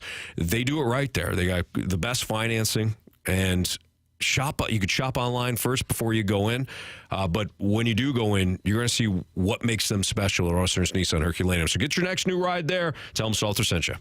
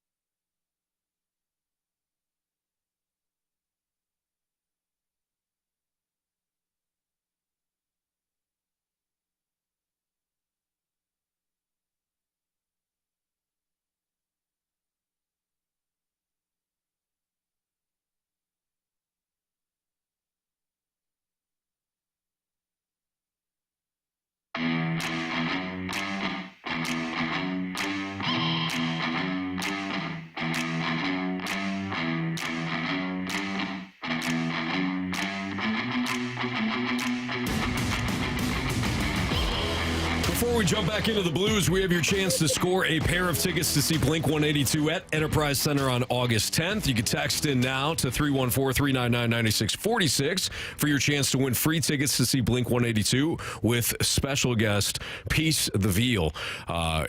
Peace the Veil. It's Paris, huh? Goes to show you how much I listen to them. I apologize. But it's going to be a great show. I know it. It's going to be fantastic. You can also find a bonus chance to register to win tickets to Blink-182 at 101ESPN.com or on your 101 mobile app. Marsh has got the trivia question today. Yes, the question is, what name does Tom DeLonge go by in the First Date music video? Once again, what name does Tom DeLonge go by in the First Date music video? There you go. All right. So text it in 314-399-9646, and you can have those tickets, those free tickets, to go see Blink-182. Jamie, what do you make of the new Blues line combinations? Practice lines from yesterday. Buchnevich, Thomas, Kapanen, Saad, Shen, Kyrou, Verana, Hayes, Neighbors, Blais, Alexandrov, and Sundqvist. Torpchenko not skating with Scandella Parayko. Or not skating, excuse me. And then your defensive pairings were Scandella Parayko, Krug, Falk, Leddy, Tucker, Perunovic, Bortuzzo, and then, of course, your goaltenders, Binnington, Hofer. None of this is official, but those were the practice lines of yesterday. Yeah. One, we don't know for sure if Craig Berube is going to actually go with this lineup in the next game. However, you don't usually put together a lineup like this. Like, you don't usually make significant changes within the roster and not try it. Yeah. That's been my, the education of what I've seen for, a long time now. And the reason I say that is because you've separated Thomas and Kyrou. You wouldn't do that unless you were really thinking about doing it because just of the commotion commotion, air quotes, that it would cause with the media and the fans. And, they split them up. Yeah, right. Why draw attention to it if you're not going to do it? 100%. Yeah, makes sense. And so I think, what Chief was suggesting, that he wants a little more balance in his lineup. And I think he's trying to make it more difficult for other teams to slow down the offense. Because when you put all of your high-end guys on the same line, the other team has to just match up. And it's not that it's easy for the other team, but they just have one real significant job to do. That's stop Buch, Thomas, and Kyrou. Now you've got Buch, Thomas, Kapanen. By the way, Kapanen's been playing really well. Like, I really like the way he's been skating. He's a lot faster than I thought he was. He's killing penalties really well. He's getting in on the forecheck. So this little promotion for him, if you call it that, shuffling the lines, is well-deserved. Yeah. He deserves an opportunity to play up in the lineup. And with Thomas and Buchnevich, I think that could be an intriguing line. Then you go Saad, Shen, and Kyrou. Here's what I think we're trying to do here is, mainstream or streamline, rather, Kyrou's game. Because Shen and Saad play a very north-south game. Kyrou doesn't really play a north-south game. He's kind of all over the place. And here's what is intriguing to me is Kyrou, Thomas, and Buchnevich all claim to be playmakers. That's what they say. First thing you ask, I was more of a playmaker in junior, or Thomas, obviously I'm a playmaker, and Buch says he's a playmaker. Yeah. Well, why would you have three playmakers playing together? Now, Craig Berube, I'm sure, feels the same way as I do. These are 30-goal guys. Buch has over 30. Kyrou 37. Thomas over 20 goals. Like, these guys could all score goals. So they think they're playmakers, but they're really goal scorers too. But if their primary thought right now is playmaker, then you got to break it up. Break up the band here a little bit. And I think that by doing so, maybe you'll start to change that thought process a little bit on a couple of these guys. The intriguing one after that, or the one that I kind of look at and wonder, is Verana, Hayes, and Neighbors. I wonder if that stays that way. And the only reason I bring that up is because Torpchenko not skating. He's nursing what appears to be a bit of a lower body injury right now. And I wonder where he slots in here. Obviously, Alexandrov would probably come out of the lineup. But where does Torpchenko ultimately go? Is Verana with Hayes, is that a match made in heaven? Like, I don't know. Why wouldn't it be? Well, Verana, so far, and Verana, being scratched 2 games in a row. There was a reason for that. And yeah, people don't always necessarily know what they're looking at when they watch a game.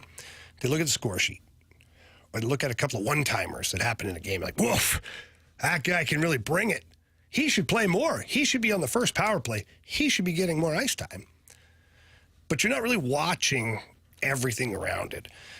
And up until this point, and who knows now moving forward, Vrana has been a player that really enjoys letting the other guys do the work. Now, so does Alex Ovechkin on some nights. But Vrana's not Ovechkin. Right. And so it stresses out the line to have to continuously do all the heavy lifting. And then Vrana wants to win. He wants to play hard. He wants to score. He wants all that. His style of play is let your teammates get the puck to you, and then you're a shooter, which is fine if you're Brett Hull. You know what I mean? Yeah. It's not really today's NHL. Yeah. Like today's NHL, you need everybody kind of going here. And so I think that was one of the main things. I don't know this. This is just my own perception of what I'm watching. Sure. And when I go back and I watch tape, because I went back and watched every single one of Vrana's shifts leading up to the healthy scratch.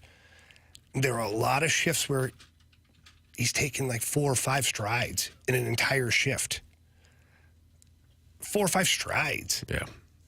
It can't be that way. Can't be that way. Now, when he gets the puck, boom, he's off the race like he wants to go. But what do you call those players, Anthony? One-dimensional. Mm-hmm. You can't have you don't have a lineup for one-dimensional players right now. That's not how your team has been built. No, it's not. And you're like not, you said, it's not the NHL these days. And he's not Connor McDavid. Yeah, right. So you got to figure it out. So that's why with Hayes and Neighbors, like Neighbors, I understand why Neighbors is on this line because he's all over the place right now in a really positive way. He's in on the forecheck. He's hitting. He's back checking. He's doing all the little things right for the most part. You know, Kevin Hayes hasn't had the dynamic start that I'm sure he was expecting or wanting here. So I just see that as being a line that hopefully figures it out. Blues Avalanche pregame at 7:30 on Wednesday. So the Blues are off tonight. They're off tomorrow. Blues at Avalanche pregame starting at 7:30. We'll have all the coverage for you right here on 101 ESPN. College football week 9. We're going to get into that. By the way, Jacob from Glen Carbon, Illinois, he won the tickets to see Blink 182. Nice. Had the correct answer to Marshy's trivia question. Go ahead, Marsh. It was Boomer. And Boomer is in jail for undisclosed reasons. Okay, there you go. There you have it. So Jacob knew that question, and Jacob's going to go see again Blink 182. And we have tickets to give away all week long. So if you're looking for Blink 182 tickets, listen to the Fast Lane. BK and Ferrari are also handing out some tickets as well to Blink 182. So we got you covered here on 101 ESPN. Again, college football week 9. What changed this weekend when it comes to the playoff picture? One team from the Big 12 might have got bounced. That's next on 101 ESPN.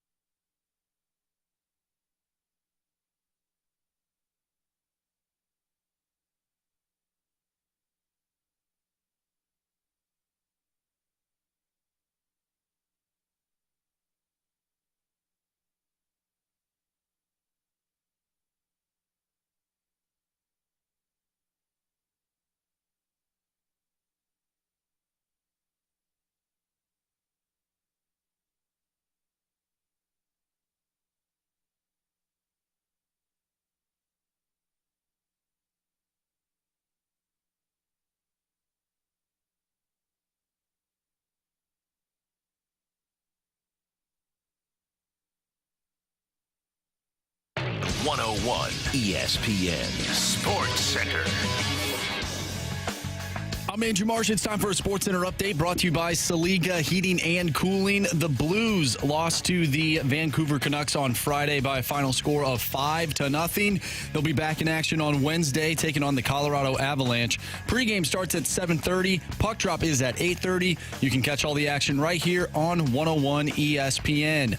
Last night, City SC in their MLS playoff debut lost to Sporting KC 4-1. They'll take on Sporting KC once again, Game 2 on Sunday, starting at 4. We talked earlier about City SC. If you missed that, make sure you go to 101ESPN.com or check out the 101 mobile app. It's free, and it's all brought to you by Dobbs Tire and Auto Centers. Tonight, World Series Game 3 between the Rangers and the Diamondbacks, as that series is all knotted up at 1. And Monday Night Football between the Lions and the Raiders. We'll have that one for you right here on 101 ESPN. Pregame starting at 6:30. I'm Andrew Marsh, and the Sports Center update is brought to you by Saliga Heating and Cooling, the independent American Standard heating and air conditioning dealer.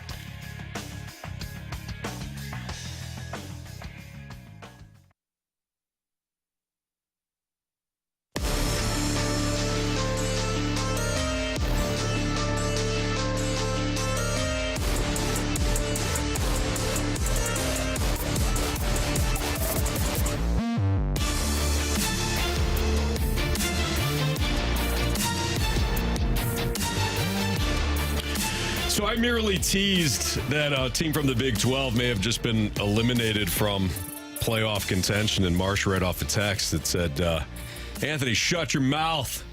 OU still making the playoffs. It's going to be tough.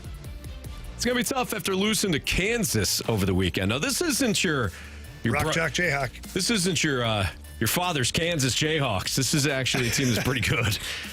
And Marsh, you had said they not only did they storm the field, everybody saw them storm the field. Yeah. But they also got the goalposts out. They did. And dumped it right in the lake. Yeah, lake, pond, whatever, yeah, pond probably. Body of water. A body of water. And those goalposts were in that body of water. And so were the students as they were jumping in as well. Good for them. What a moment. It's a big win. Yeah, all 30 of them. Hey, come on now. You watched the game. That's a long-suffering fan base. I watched the game. There was not a ton of students there. It was a mid-afternoon game. It was raining. I'll give it to them. Actually, it was raining. It was a morning game. It was 11 a.m. Big noon kickoff. They were hungover. Exactly. It was Friday night. Hey, you know what, though? Hey, they got there to get the goalposts out. Hey, you know what, though? Mizzou students wouldn't want to do that. They'd stay up all night. Yeah, they would. Yeah, per our recommendation. Yeah. Mm-hmm. Yeah. Yeah. Nonetheless, it's going to be difficult for Oklahoma to make the college football playoffs. So Georgia's still unbeaten. Michigan's still unbeaten. Ohio State's still unbeaten. Florida State's still unbeaten. Ohio State had a little bit more trouble with Wisconsin than I thought they would. Georgia steamrolled Florida, and Michigan was idle, or their coaching staff and scouts were out scouting. They're out checking some signals out. I think so the ball boys as well. Maybe some janitors. Dude, this has got like 27 layers now. Yeah. At first, when I heard this Michigan thing, I was like, well, who cares? Whatever. The NCAA, there's no rules against sign stealing. That's the funny part. So I just don't understand how they're going to enforce this anyway. Even if the ball boys are involved, the janitors, the equipment guy that works the locker room, there's no rule that I know of that's in place. Yeah. So how do you determine what an infraction is? Right. It's unethical. Maybe there's an ethics clause in the NCAA literature. I'm sure there's got to be. Yeah. But then it's like subject to your own personal opinion almost. It's frowned upon. It's frowned upon. Yeah. No, you're right. I'm with you on that. Well, what happens with Michigan? I don't know. It depends on how deep it goes, how much they're doing. Contract off the table, too. Yeah, told him not to sign that puppy. Yeah, it's going to be interesting. On the field, though, so Washington's the only other team that is unbeaten. Washington the last 2 weeks could have lost. Now, they pulled away late from Stanford, but Stanford gave them a game last week. They should have lost to Arizona State. It was a pick six that won. Yeah. That was 2 weeks ago. So ever since they beat Oregon, they've been walking a tightrope, have the Washington Huskies. They have USC, and USC don't look good, but it's still a dangerous opponent. They have Utah, They have Oregon State and they have Washington State in the Apple Cup at the end of the year. Washington does not have an easy road here. I could see them getting tripped up. And if they get tripped up, I don't think a one-loss Washington team gets in. The team that I'm looking at, Jamie, the one that I said at the start of the year that everybody's kind of sleeping on. They've washed their hands of them. I'm like, watch them win the national championship. Now, they still got a long way to go because they do have one loss. I'm curious. Do you remember the team that I said, this will be the year that they win because nobody's talking about them? Everybody's got them kind of crossed off. Marsh, go. Alabama, roll Tide. They're 7-1. And every time an Oklahoma loses or Penn State loses, they just go up a little higher. You tell me that a one-loss Alabama team that wins the SEC championship is not getting in. No. They'd get in. But don't they have to go through Georgia? They would have to go through Georgia in the SEC title game, yes. And they do have, in all fairness. That's going to be problematic because then that could be 2 losses. It could, 2 losses, forget it. Yeah. Maybe they'll have to go through MIZ. Maybe. You never know. They got the big game on Saturday in between the hedges, Jamie. Yeah. Mizzou's been ready. 2 weeks off for Georgia. Now, rest. Georgia looks like a juggernaut again, but nonetheless, Mizzou had them dead to rights last year in Columbia. Did they? Ish. Yeah. Alabama's got LSU, Kentucky, Chattanooga. I love the random Chattanooga game at the end of the year. And then the Iron Bowl against a not great Auburn team. This Saturday, boys, this is it. Number 14, Mizzou, at number 1, Georgia. I'm excited. Mizzou's going to give them a game. Now, I asked what the... Are they? Remember somebody asked me what the line... I think they will. I don't know. Jamie, just because Kansas wins a game doesn't mean you flip on Mizzou. No, I'm not. Trust me. I just look at Georgia, to Anthony's point, that Georgia finally, took the smelling salts and woke up and were like the Loch Ness monster, not the Kraken. They've all of a sudden it wakes up and the Kraken. It comes Yes. out of the water. You couldn't see me, Yeah. but I was still there. You thought I wasn't there because you couldn't see me. Yeah. Guess what? I'm back. Somebody asked me, 2 weeks ago? Or maybe it was sometime last week, what the line would be in the Georgia-Mizzou game. I estimated that since Kentucky was a 14.5-point dog at Georgia, that Mizzou would be like a 12 or 11.5-point dog. I haven't looked yet. Has I'm anybody? going to say 7.5. You think it's that low? Whoa. Maybe. What do you think, Jamie? I don't know. I have not I'm looked. just spitballing here. What was Kentucky? Kentucky was 14.5-point dog. Yeah, I'd say it's 9.5. We are all wrong. Is it 16.5? I'm the closest, but not by much. What did you say? I said 11.5, and 10? I'm not close. It's 15.5. What? That is a disrespectful line. Wow. If Kentucky was 14.5-point dog in Georgia and Mizzou went into Lexington and waxed them in the second half, how is Mizzou a 15.5-point dog at Georgia? That's rough. Odds makers are basically telling you have no shot. Man, they're so close, though, too, all the time. But I think it's because odds makers are also looking at Georgia, who has woke up. Yeah. I think they're looking at it going, they just put 43 up on Florida. Not that Florida's a great program, but it's almost like as the season has continued to move forward, Georgia's ramping it up. Yeah. One team that I'm curious about, Anthony, that I didn't think was going to still be sitting there right now, is Oregon.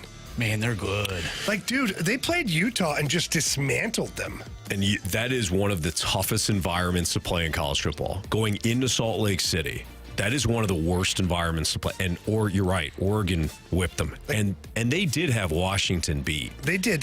Listen, they lost fair and square in that game. It is what it is. Yeah. But I look at Washington at 8-0. But I look at Oregon at 7-1 right now. And let's try and pull up their schedule here. They've got Cal, USC, Arizona State, and Oregon State. We're probably going to win out. You would think. So yeah. that would put them at 11-1. Again, and then if those two teams, we might get a rematch That's in the what I'm Pac-12 thinking, championship. And whoever wins that will get in. If those two teams are still at one loss and they face each other in the Pac-12 champion, the winner will get in. And I think Oregon, provided nobody else is undefeated. That you don't have 4 undefeated. I think Oregon wins the Pac-12. I think they win. I think they beat Washington. I think they get into the playoff. I mean, they're freaking good. They're man. very good. Bo Nix has been fantastic. All right. I can't wait moving forward. We have big games now each and every week, including this Mizzou-Georgia game. I can't believe that line is 15.5. I'm very surprised by that. Pull up my FanDuel account right now. Promo code FAST, by the way. There you go. FanDuel.com/fast. We have Blues Cues next, though. Tell them Jamie sent you. Tell them Jamie sent you. Blues Cues. If you have a Blues-related question, 314-399-9646 is the Air Comfort Service text line. We'll answer them here on 101 ESPN.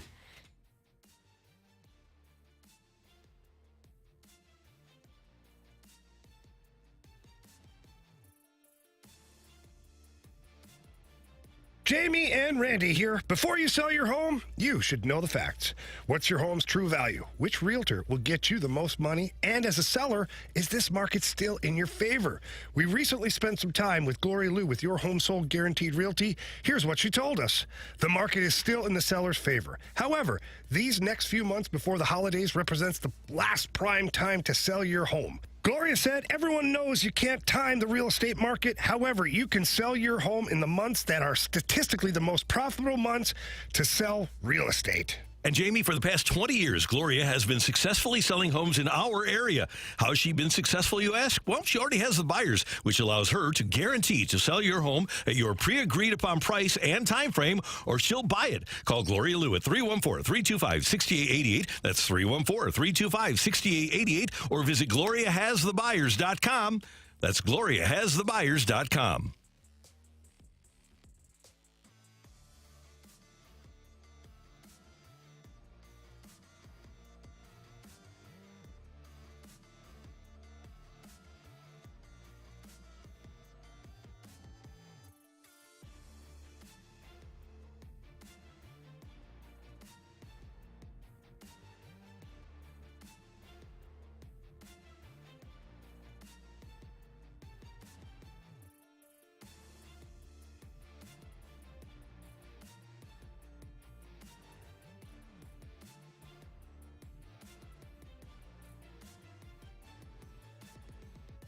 Timothy's Restaurant in Creve Coeur features an upbeat menu that starts with lunch and rolls into the longest happy hour in St. Louis. Dinner is 7 days a week, including nightly chef specials. The lobster pot pie is a house specialty. Sunday brunch is available from 10 a.m. to 2:30 p.m. or make plans to enjoy the family supper menu on Sunday evenings. The handcrafted cocktails are the best in town, along with a wine list with full and half bottles available. Check out the menu at timothysstl.com. Timothy's, another fabulous locally owned restaurant, serviced by Kuna Food Service.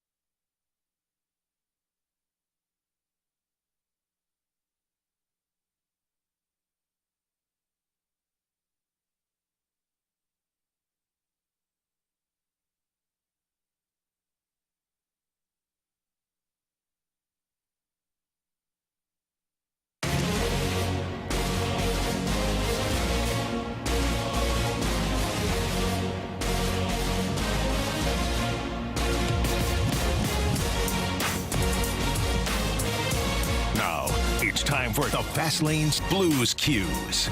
That's right. So if you got a Blues-related question, you can send it into the Air Comfort Service text line at 314-399-9646. That's where Marsh has their Blues-related questions right now. I absolutely do, and we're going to start with the 314. How do the Blues become a consistent team? The start of this season looks awfully similar to last year. Well, actually, it doesn't look anything. Bite your tongue. Doesn't look anything like last year as far as the start of the season is concerned. You won 3 in a row and then lost 8 in a row. So this is win-loss, win-loss, win-loss right now. It's not ideal. It's not optimal. It's not exactly what the doctor ordered, but so far it's not like last season. Are they asking from a play style standpoint? Maybe though. Yeah, maybe. And would that be the case? So I was gonna get there. Oh, my bad. No, it's not your bad, Anthony. I appreciate you helping me. I'll let you do what you do. No, you're doing great. Yeah. How do they become more consistent? I don't know. Like, how do you answer that? Like, I don't like. Play better. Play harder. Yep. Play better. Like, make better decisions. Score more goals. I mean, these are all things that the Blues can do. I tell you what I do like about this team so far is their work ethic. Like, they're not playing well every game, but this team is blocking shots. They're making plays. They're hitting guys. They're getting involved in scrums. They're defending very hard. Like last year, at times there was games where you're like, "Ugh, they're not even trying." Yeah. And the Vancouver game got away from them. There's no doubt. But if you go back to the third period, you still had guys blocking shots. You had guys mixing it up. You had scrums that started. You had like if a team is not invested or they're not into it, you don't have that. You have a team that's on cruise control. So as far as how do you fix the inconsistency, you just have to continue to practice hard, play hard, and pound home the message constantly and hope that the team responds on a more consistent basis as far as like their performance. Is it frustrating that the players know exactly what they have to do? They even say it. I know you do like pregame interviews and they say, we need to do this, we need to do that, and then they don't do it. Yeah, so what's frustrating for people is they think that just because you say it, it happens. Mm-hmm. There's another team out there that has a game plan to eviscerate what your game plan is. And so if you're the Blues and you're like, oh, you want to get pucks in deep, want to get on the forecheck, want to do this. The other team's saying, let's not give up the red line. Let's make sure that we're getting available for the breakout. Let's spend very little time in our end so they can't generate anything. That's their game plan. Mm-hmm. So it's just like football. If you have an offense versus a defense, whose game plan is successful? The offense knows exactly what it wants to do, but the defense doesn't let it. And even if you know what the defense is going to do, sometimes they just outwill you at the line of scrimmage. Yeah. And so there's a lot of variables that go into a hockey game. And just because a team knows what they have to do doesn't necessarily mean the other team's going to let them execute that. From the 618, how is it that the Boston Bruins have remained relevant since the Blues beat them in the Stanley Cup and the Blues have fallen off so dramatically? That's a good question. Well, it is, but they also have some really high-end friggin' players over there. Like Bergeron retired this summer, but he could have still played and been a top-line center in the NHL, even at the age that he was at. You have Brad Marchand, that's been a significant player for a really long time. You have Pasternak, who's a goal scorer, 40, 50 goal scorer right there. You've drafted pretty well-ish. Your defense is still suspect. You got Charlie McAvoy, who's leading the way back there, but this year is not going to be as good for the Bruins. This is the first year where they're going to feel the pain of being a somewhat successful team. And I say that. Even though they've had a hot start. I'm telling you, this is going to, it will equal itself out. I'm telling you. They don't have enough, in my opinion, they don't have the depth to operate at the pace that they are accustomed to. But I will say this, they've had some nice finds. Mm-hmm. The Poitras kid, he stepped in. He looks like Bergeron's been reincarnated into this player. It's like, how do they find this guy? And then, Trent Frederick, local boy, he's been elevated in the lineup, and he's a really good player. He's a 20-goal scorer. He will be a 20-goal scorer, and he's tough as nails. So it's not that they've been able to maintain something that the Blues haven't. It's just that their contract status and situations were also different. Mm-hmm. They had some pretty top-name guys that were locked in for a long period of time, whereas the Blues had all of those guys expiring, going back to, the Pietrangelo, the O'Reilly, the Tarasenko. Like anybody who's not anybody, but a lot of guys with significance had expiring contracts and ended up going somewhere else. Helps to have two good goaltenders, too, that they can rely on. And I think the Blues can be that team, too, with Joel Hofer. And we've seen that so far this season, having two good goaltenders. From the 636, how many more games does Krug have to go without a point before it's concerning? Yeah, I've been thinking about this. I really have. Talked to a couple of people about it because as an offensive defenseman, like, you want to get on the board at some point. Now, the power play not being good this year certainly hurts that. I mean, that's where Torrey Krug gets the bulk of his points, is on the power play, and the power play has 1 goal this year. And on that play, Torrey Krug didn't get a point, even though he started the play. So it is concerning, not from a standpoint for me of like wins and losses. It's concerning for me for the player's confidence. Because Torrey Krug has been playing hard this year for the Blues. And anybody who's watching, truly watching, sees a guy that at least is trying out there. He's playing pretty solid defensively. He's killing penalties, which is not something that he's really been asked to do a lot of in his career. You know, you don't always see it in the games, but I see it at practice and things like that. He's leading by example. He's being vocal. He's being a good voice in the locker room. So there are a lot of things that Torrey Krug is doing very well this year. Problem is that the points aren't going up on the board, and it's literally, it goes hand in hand with your power play not being very good. From the 314, if the Blues front office was giving the opportunity, would they redo the contract of Jordan Kyrou and Robert Thomas as far as how much they are getting paid per season, or has the production been worth the pay? Well, we're 6 games into their contract, so to be determined. I mean, that's the only life I'm giving that question. What do you want me to tell you? They're 6 games into it. Robert Thomas has, 5 points in 6 games? It's almost a point per game. Yeah, so I said it's fine. I don't know. We'll find out. I'll let you know in 4 years. Well, Jordan Kyrou has had opportunities to score. He's just been a little snake bitten. But yeah. I think by the time he gets it going, usually when you find the back of the net and you're a goal scorer like that, they start to come in bunches. And once your power play starts clicking, now Jordan Kyrou has had all these opportunities, even strength. The power play really hasn't generated anything yet. Yep. That's problematic from a power play standpoint. But as far as the contract is, honestly, I'm not even being snarky to the texter. I'll let you know in 4 years. This is an 8-year deal. There's no way you're going to know in year 1 or month 1 of that contract, for that matter. Yeah. From the 314, how can the Blues players have fun? Overthinking about what you have to do is not fun. Okay, what was that? Sorry, I was reading another text. Go ahead. How can the Blues players have fun? Overthinking about what you have to do is not fun. Yeah, look, winning equals fun, bottom line, and losing equals pain. So the Blues have had a little bit of an emotional roller coaster so far this season, having won one, lost one, and going in that order. But being around this group, it seems like a group that has a pretty good time. Like they're enjoying being at the rink. They enjoy being around their teammates. Now, has that translated to ultimate success on the ice? Well, no, because you're going 1-1 all the time, 1 win, 1 loss. But I do think these guys are having fun. I do think they like each other. I think it's a good group. I don't see that being a problem right now. From the 618, what would it take for the GM, Doug Armstrong, to add to this Blues team at the deadline? Well, the deadline's quite far away. We're 6 games into this, so who knows what we'll need to do. Maybe it'll be a liquidation sale like it was last year if things don't go according to plan. Nobody wants that. Let's hope not. But I can tell you this about Doug Armstrong. Here's what I know about Army.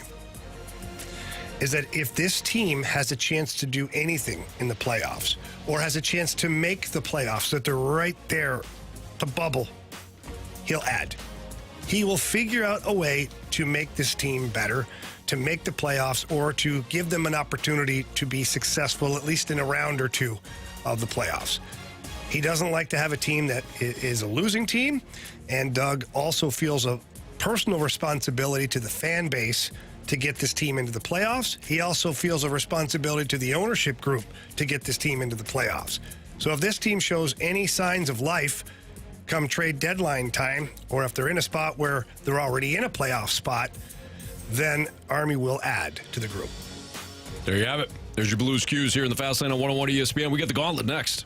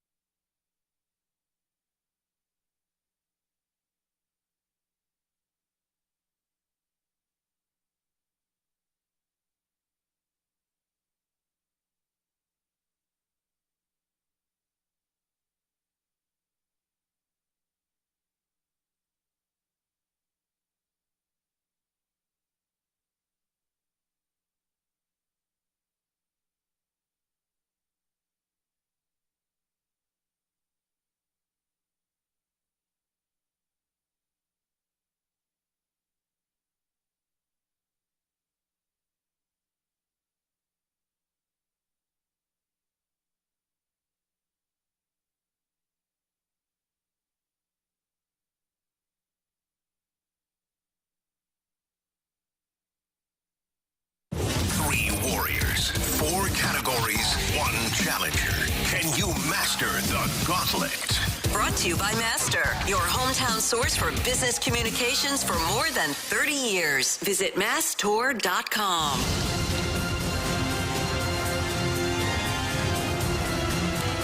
Time to play the Gauntlet in the Fast Lane on 101 ESPN, where it is 4:03. Your time check is brought to you by Clarkson Jewelers, an officially licensed Rolex jeweler, with Jamie Rivers and Andrew Marsh. I'm Anthony Stalter, and we welcome in Bill to the Gauntlet. What's up, Bill?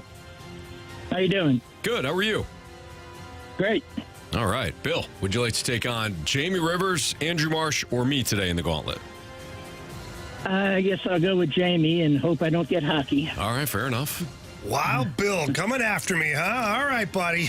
I see what we got here. Jamie, if the wheel spins fast lane picks, what would you like? Baseball. Okay, done. How about them apples? Done deal. So confident I am today. I like it. I don't know why I just did that. Good luck, Bill. Have a good one. Thank you. You too. All right, Bill, go ahead and tell Marsh to spin that wheel. Spin it, Marshy. All right, Marsh going to spin the actual wheel now. We got the sound effects because our wheel is silent. But if you're watching via the Air Alliance Team YouTube channel, you can see the actual wheel being spun. What do we got? It's random again. The wheel loves random. And Grant hates that. Well, because he's having to redo random every two days. I feel so bad. Or pretty much every day now. Okay, so you got the launch codes? I do. Let me give them to you. All right. While Marsh is digging out the launch codes, Bill and Jamie are going to get the same 4 random questions today. Each question is worth 2 points, unless Bill or Jamie need the options, and therefore those questions are worth 1 point. Bill, you ready? I'm ready. Okay. Question 1: what is the only planet in our solar system that rotates clockwise? What is the only planet in our solar system that rotates clockwise? I'm going to have the options. All right, Bill. Is it Venus, Neptune, or Mars? I'm going to go with Venus. Final answer? Yeah. Question number 2. Which country is known for creating the sport of cricket?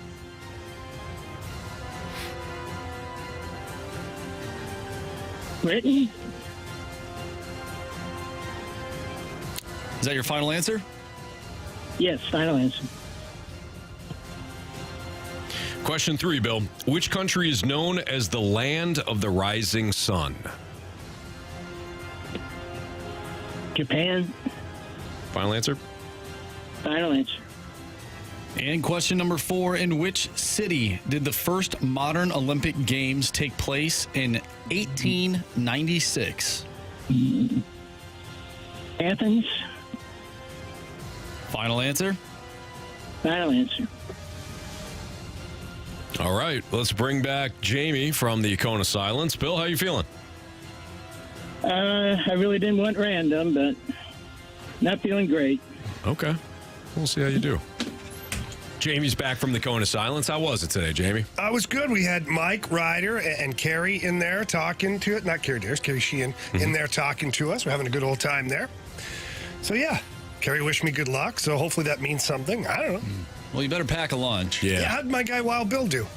Well, Marsh, go ahead. Tell me again. Yeah. Jamie, for the second time, pack a lunch. Oh. All right, Andrew. Jamie, the wheel Just spun. had a power bar. I mean, you know. Random.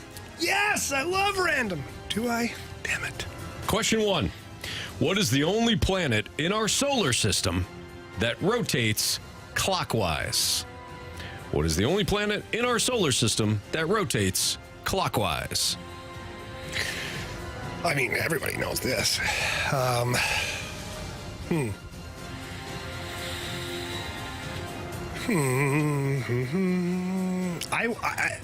I feel like I need the options, but I don't feel like it's going to help. Do you know what I mean? Mm-hmm. Like, I don't know. I don't know. Would you like to narrow down your choices? No, it doesn't matter, because even whatever you give me doesn't matter. So I Okay. might as well take a shot at it. All right, I like the logic. You know what I want to say, but I'm not going to do it. I'm just not. Mm-hmm. You know. Mm-hmm. I go with Neptune, King of the Sea. Final answer? Yeah, sure, why not?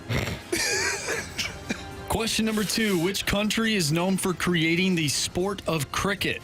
Was that India or Africa? Oof, I almost feel like it's India, but give me the options, please. Options are Germany, India, England. Yeah, son of a batch of biscuits. It might be England, those sneaky buggers. But I'm going to go with my gut, Anthony. Nice. I preach to you. Mm-hmm. You don't ever listen, but I'm going to listen to me. Yeah. Go with India. Final answer, please. I listen sometimes. True.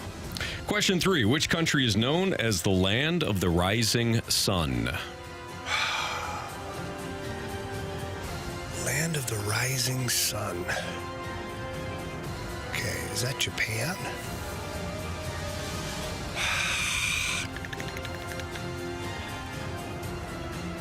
I'm trying to think of some of the things. Land of the rising sun. Give me the options. Japan, China, Vietnam. Yeah, it's China. Final answer. Question number 4. No, it's probably Japan. Son of a... Got the damn red circle. Get the sun. Damn dumb. Question number 4. In which city did the first modern Olympic Games take place in 1896? You'd like to think it was Rome, but would that be modern? I don't know. That wouldn't be. Roman times, you know, it's not really modern, Anthony. Do you think about Rome ever? Nope.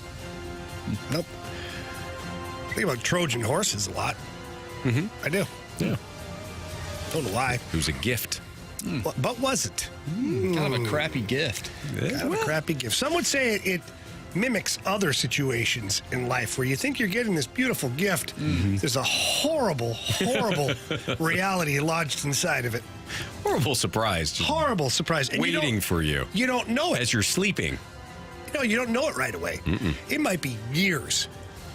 And all of a sudden, the door opens and this evil seeps out. And you're like, where were you for X amount of years? I was in the horse. Yeah. I mean, equate it to whatever you want. But, Sure. Try to pick up what you're throwing down, but I feel like there's a lot of different directions we can go with that. Of course. Yeah. Just like anything in life. Andrew, it's what you make of it. Okay, give me the options, please.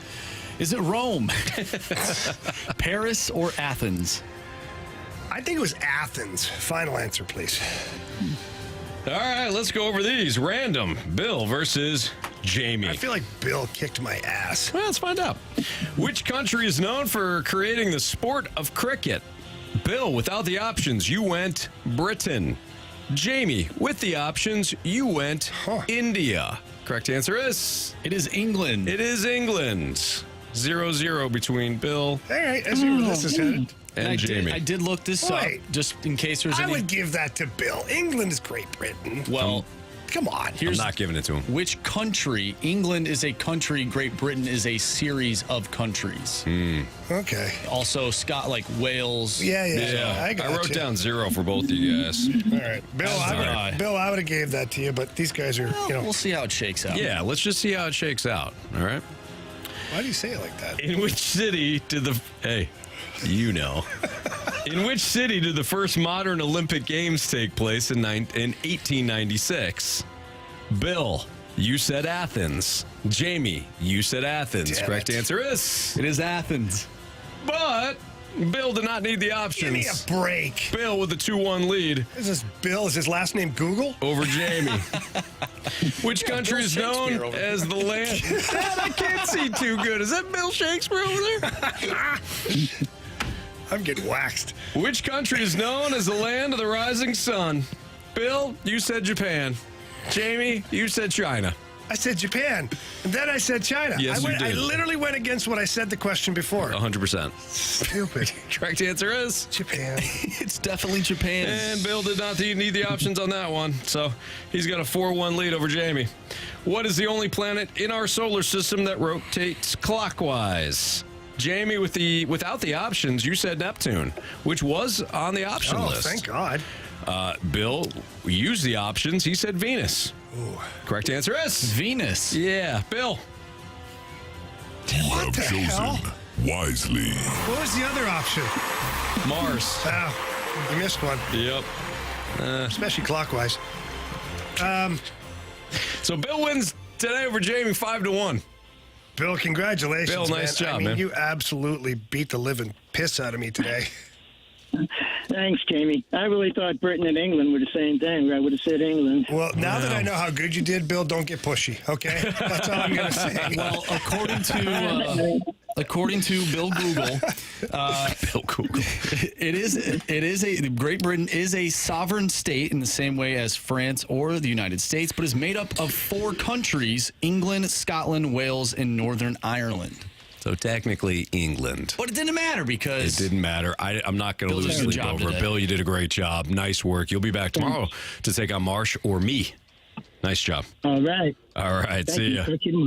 That's Wild Bill here in the Fast Lane on 101 ESPN. Bill crushed it. Jamie, that was a tough one for you today. Yeah, I felt good about it at first until I felt bad about it. Was it after you said that Africa was a country? No. I actually meant South Africa, so thank God I didn't even catch that.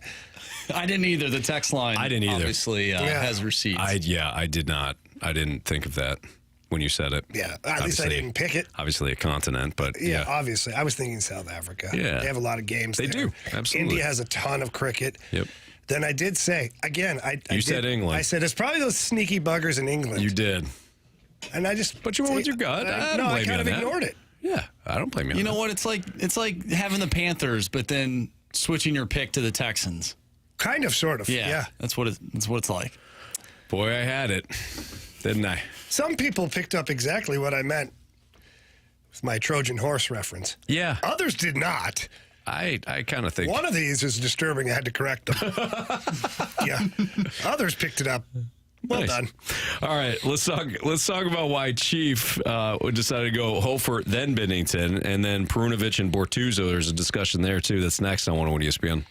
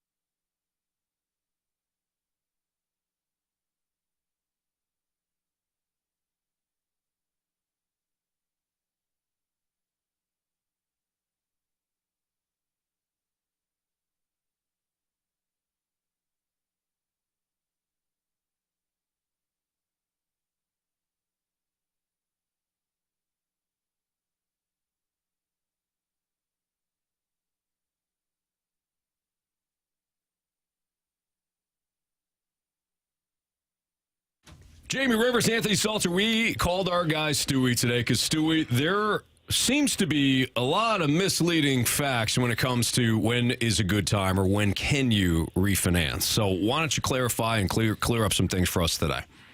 Anthony, the question is constantly being asked. Hey, I went to a lender that the real estate agent told me to go to. He gave me the bad product. I understand that it's a bad product. How long do I have to wait until I can refinance that loan? And the answer is you don't have to wait. You can refinance your mortgage the day after you close. So get that misconception out of the way through the bagel loan. If you got an FHA loan when you bought your house, that PMI never goes away, maybe reconsider it. If you got it when rates were the highest about 3 weeks ago, maybe refinance now. So there's all kinds of opportunities. There's no waiting period. You just have to take advantage and pick up the phone and ask us if we can do it. That's exactly why you pick up the phone and call our guy, Stewie. He's got great ideas, and he's always looking to take care of all of our listeners. And he's my first call when it comes to anything regarding anything. Even it doesn't matter what it is. I just asked Stu. He's probably going to have the answer. Covered. Yeah, it's got me covered. So pick up the phone, call or text our guy Stewie at 314-324-4440. Again, 314-324-4440. Or you can Google the bag alone. Thanks, Stewie. Have a good one. NMLS number 226715.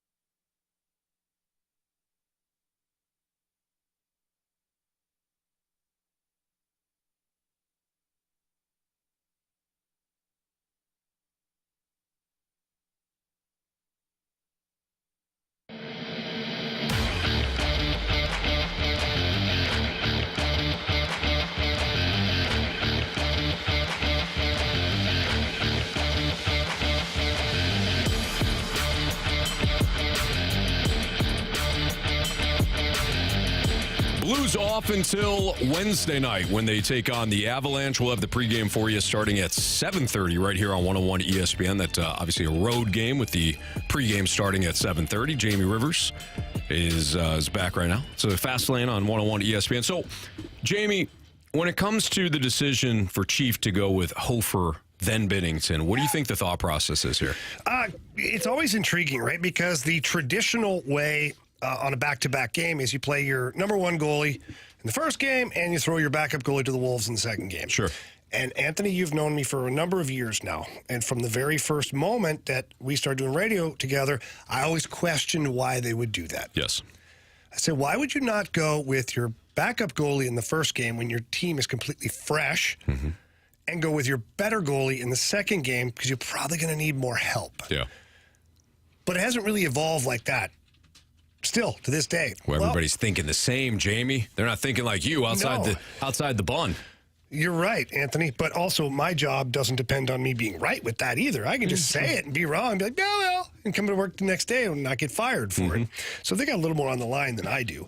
But that being said, we had the opportunity in Winnipeg to have a chat with some of the Blues coaching staff and just have an open dialogue about it. And it was so intriguing, especially with goalie coach David Alexander, to hear him break down, why they make certain decisions with which goalie and how they prep them and what their thoughts are. And I'm not going to go into detail over what he talked about. It's not like it's any hidden secrets or anything. It's just too much to really go over right now. But, they thought that Joel Hofer in Calgary was a really good fit and that, Jordan Binnington was a good fit against the Vancouver Canucks. And there was a certain anticipation that there would be a heavier workload in Vancouver, which doesn't take a genius to figure that one out. You got back-to-back games. You're flying at night. It's not terrible, but it's not ideal. And the Vancouver team had not played in, 3 or 4 days. So they were well rested, to say the least. So you knew they were going to come out with quite a bit of speed and with quite a bit of offense to their game. And the Blues, I think the Blues picked wisely. So let's just dissect this for a second here. You end up with a 3-0 win over the Calgary Flames. Joel Hofer made some nice saves. Wasn't really called upon to make any highlight reel type saves, but the saves he made were the ones he should make. And what I really liked about Joel Hofer in Calgary was his rebound control was fantastic. The pucks were sticking to him. And all that means is that there's no rebound. He was trapping the puck or catching the puck, and there's no more that kills the play. It's over. And that's something that Jordan Binnington has done very well this season. And when Jordan Binnington is on his game, that's something he does extremely well.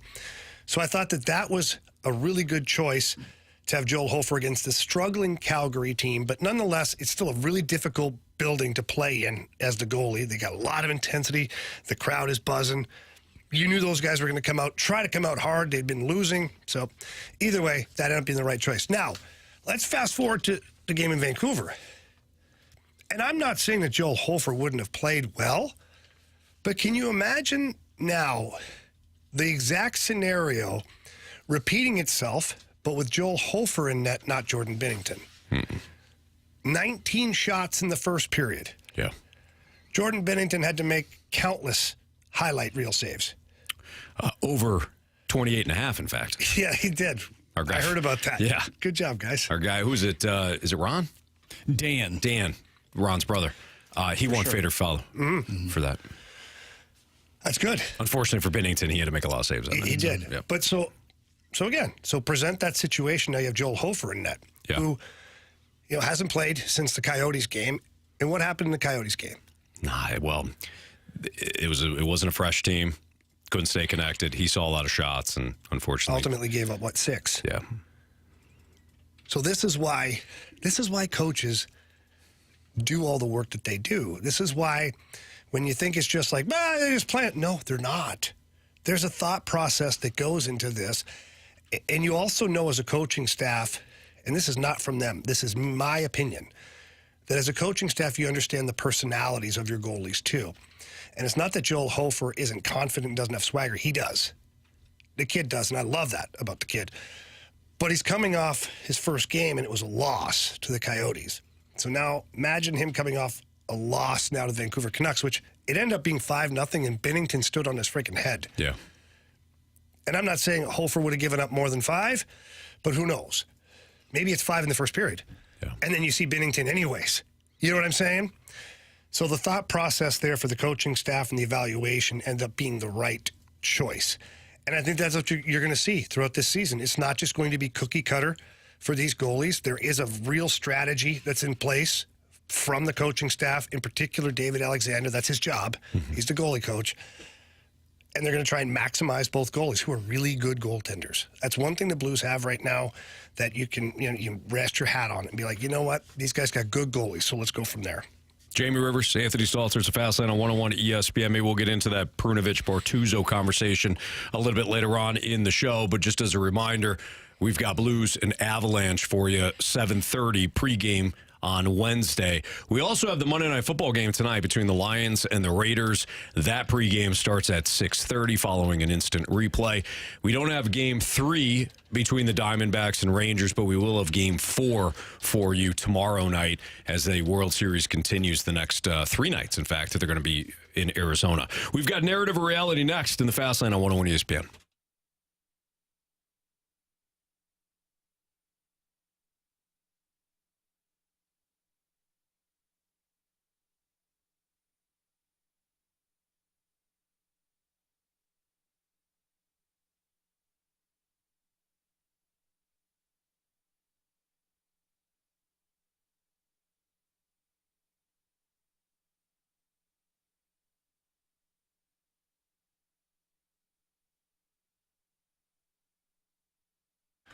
All right, it is Halloween tomorrow, and if you're anything like me, you like to set up the fire pit outside and maybe enjoy a nice, tasty beverage. And if that's the case, head over to Dirt Cheap.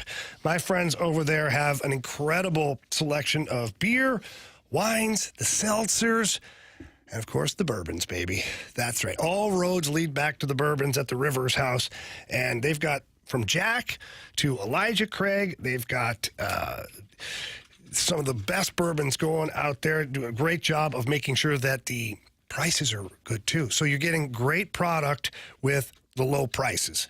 And if you haven't downloaded the Dirt Cheap app by now, well, shame on you. Get out there, download the app. They've got great deals, offerings, and all sorts of stuff that are available.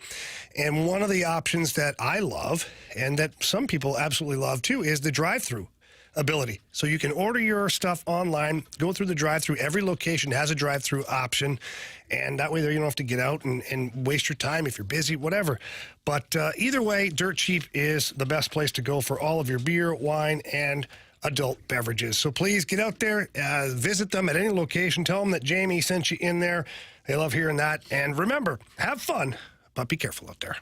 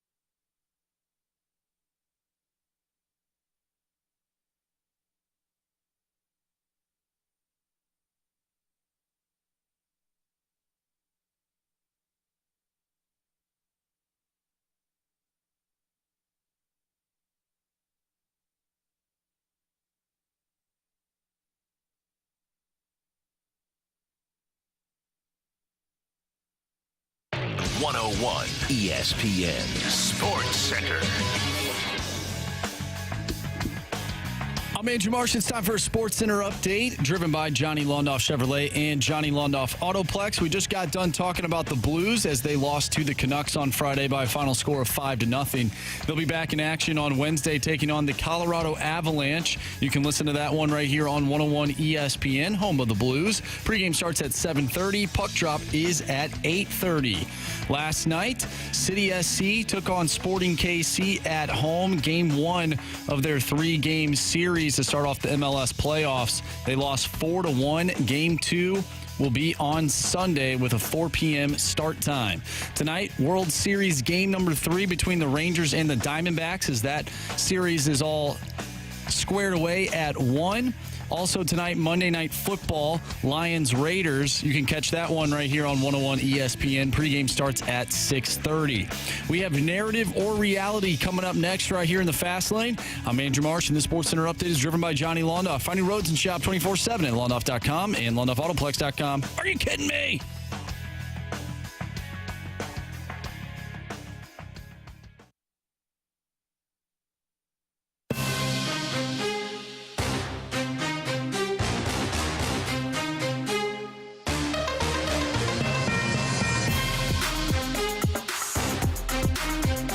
Time to play narrative or reality here in the Fast Lane on 101 ESPN. What do you got for us, Marsh?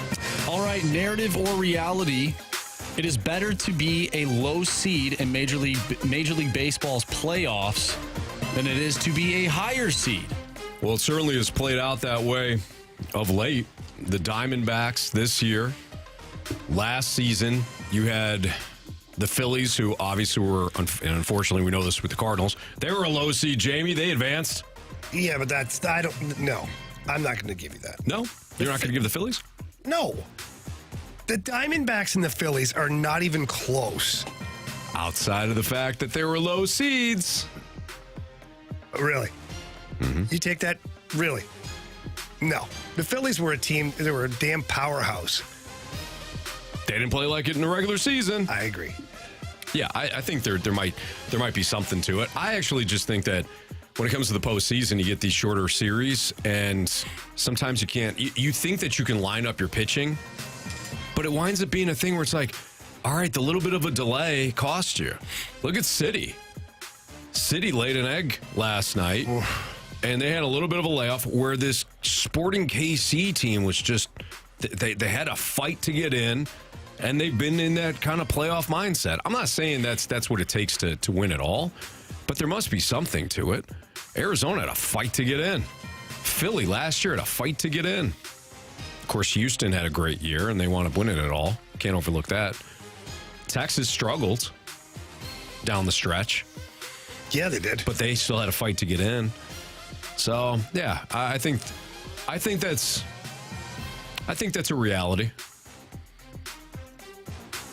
Okay. I want to call it a narrative, but yeah, I don't think it is. Somewhat of a reality. It's a half a reality. It's reality-ish. Okay. Tonight, Monday Night Football, Lions, Raiders. I'm assuming all of us are on the Lions. Yes. Okay. Narrative or reality? This will be Josh McDaniels' last shot at being a head coach in the NFL. Reality. Oh, that's a big reality. Reality. It's tough these days to get 3 shots. I don't know, in fact, who has gotten 3 shots of late. You know, like Mike McCarthy's on his second team. Bill Belichick is on his second team. Josh McDaniels is on his second team. Pete Carroll is on his second. I mean, you think about the coaches that have been around a while. I'm talking about head coaches, too, not coordinators that have bounced around. It's tough to get the third opportunity.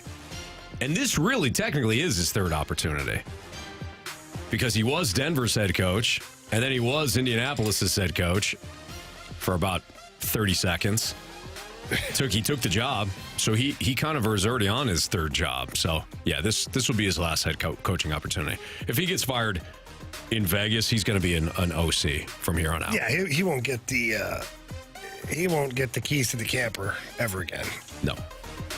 Narrative or reality? The weather and start time played a factor in why City SC couldn't get to their game last night. Narrative. As far as I remember, Sporting KC had the exact same thing to deal with, and they're on the road. I stand corrected. Our guy Randy Kierker texted in. I said Pete Carroll's on his second. He's on his third. He was the coach of the Jets, the Patriots, and now the Seahawks. My bad. What'd you say? I said 2. I was thinking only Patriots. I forgot he was the Jets head coach. So thank you, Randy. Go ahead. City SC. Bunch of excuses. No, I didn't say that yet. Played like crap. I didn't say that yet. Truth. No, I said narrative on it because Sporting KC had the exact same stuff to deal with. Yeah. Late start time, cold, Everything. wet, and they were on the road. Yep. in hostile territory. City Park is supposed to be terrible to play at as a visiting team. Didn't feel like it last night. No, did not. Felt like a dream come true if you're supporting KC. Speaking of our guy RK, too, he made a great point about the start time. Would the NFL ever start a game at 9:30 at night? No. Why I almost swear. Why did you start that game that late if you're MLS in the Midwest? You have two Midwest teams.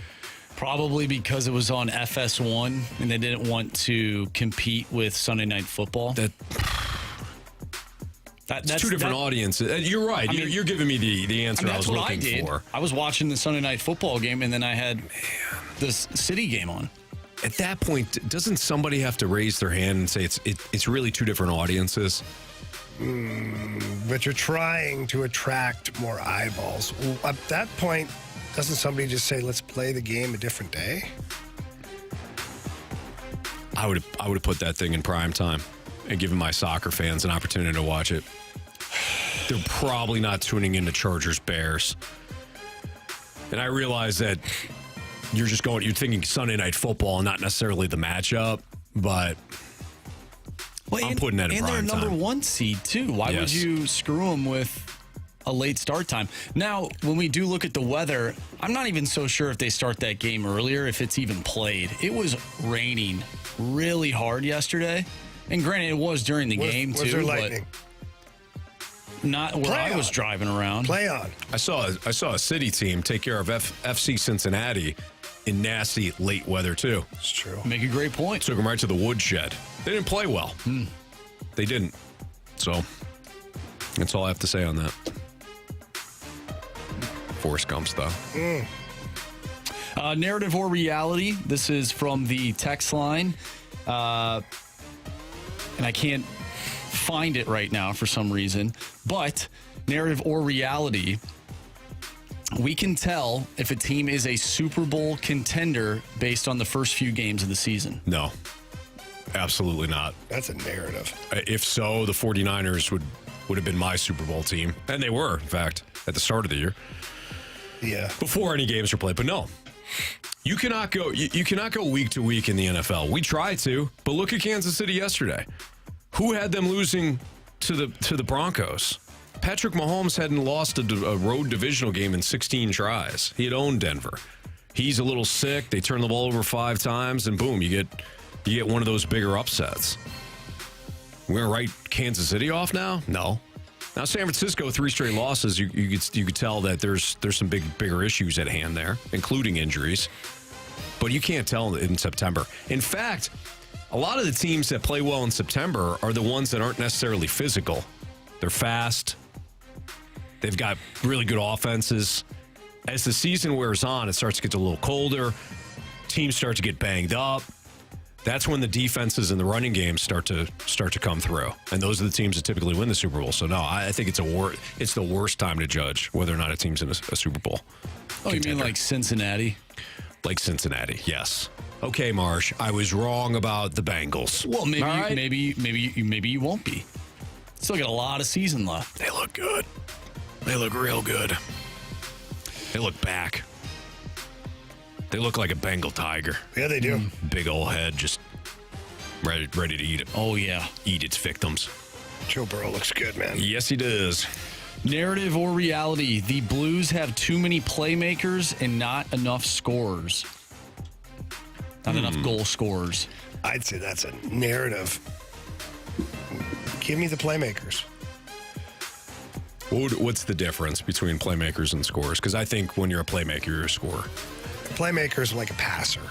Oh. He makes plays, other guys score. Ah. So who are those? Like, as of right now, the Blues haven't scored a ton of goals, so it's tough to evaluate. But I can tell you, based on my knowledge of each player, of what they truly are, you really only have 2 playmakers on this team. Robert Thomas and Braden Shen. Shen's not a playmaker. Robert Thomas and Kevin Hayes. Hazy's not really a playmaker. I would almost say that Buchnevich is a playmaker, but he's also a goal scorer. Yeah. So him and Robert Thomas.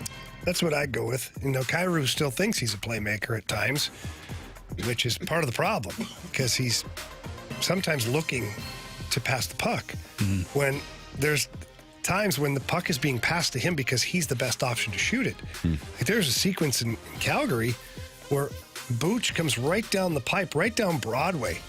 The goalie bites, everybody bites, and he fires a pass over to Kyrou. Kyrou takes the puck and fires it back to Buchnevich. Buchnevich passes it back to Kyrou. You take it. And then Markstrom makes a hell of a save after that. But, like, if he just shoots the puck, why is he passing it back? Well, even like, this is just my thinking. Just shoot the puck, and I know a lot of times, sometimes they miss the net. Like, I think that's a big thing that fans would like to see corrected, is how many times they end up missing the net.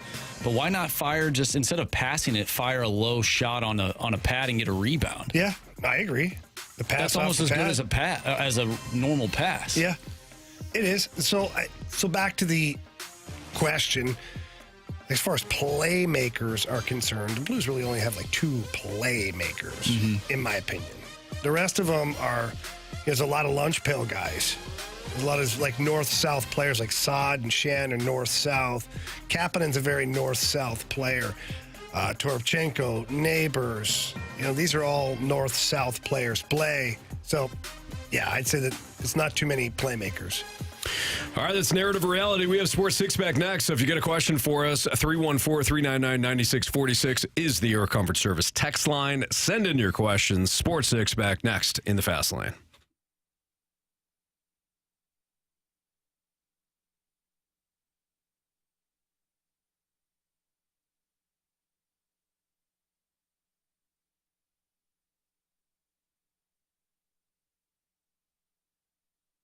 Ooh, boy, a lot of upsets in the NFL these last couple of weeks. Pretty tough to pick the winners, but it is fun to play, isn't it? Darn right it is. FanDuel, America's #1 sportsbook, is the place to go and have all of your NFL fun on Sundays, Thursdays, or Mondays for that matter. And right now, new customers to FanDuel, they're getting $150 in bonus bets with any winning $5 moneyline bet. So that's $150 if your team wins. All I have to do is win. That's it, baby. You can pick any team. Yeah. Like the Chiefs, yes. You know what? That too soon. Like the Niners, the last 3. Yeah. No. Okay, so actually pick a team that's going to win. How about that? Yeah. That would be better. If you've been thinking about joining FanDuel, there's no better time to get in on the action. The app, it's easy to use. Wide range of betting options from spreads, player props, football futures when it comes to Super Bowl futures. They've got the same game parlays. It's all at FanDuel. But to take advantage of that $150 to new customers and bonus bets with any winning $5 money line bet, you do have to go to FanDuel.com/fast. Again, FanDuel.com/fast. And then you can take advantage of the deal. Courtesy of FanDuel, the official partner of the NFL. 21 and over, present in Illinois. First online real money wager. Only $5 pregame money line wager required. First online real money wager. Only $10 first deposit required. Bonus issues, non-withdrawable bonus bets that expire 7 days after receipt. See terms at sportsbook.fanduel.com. Gambling problem? Call 1-800-GAMBLER.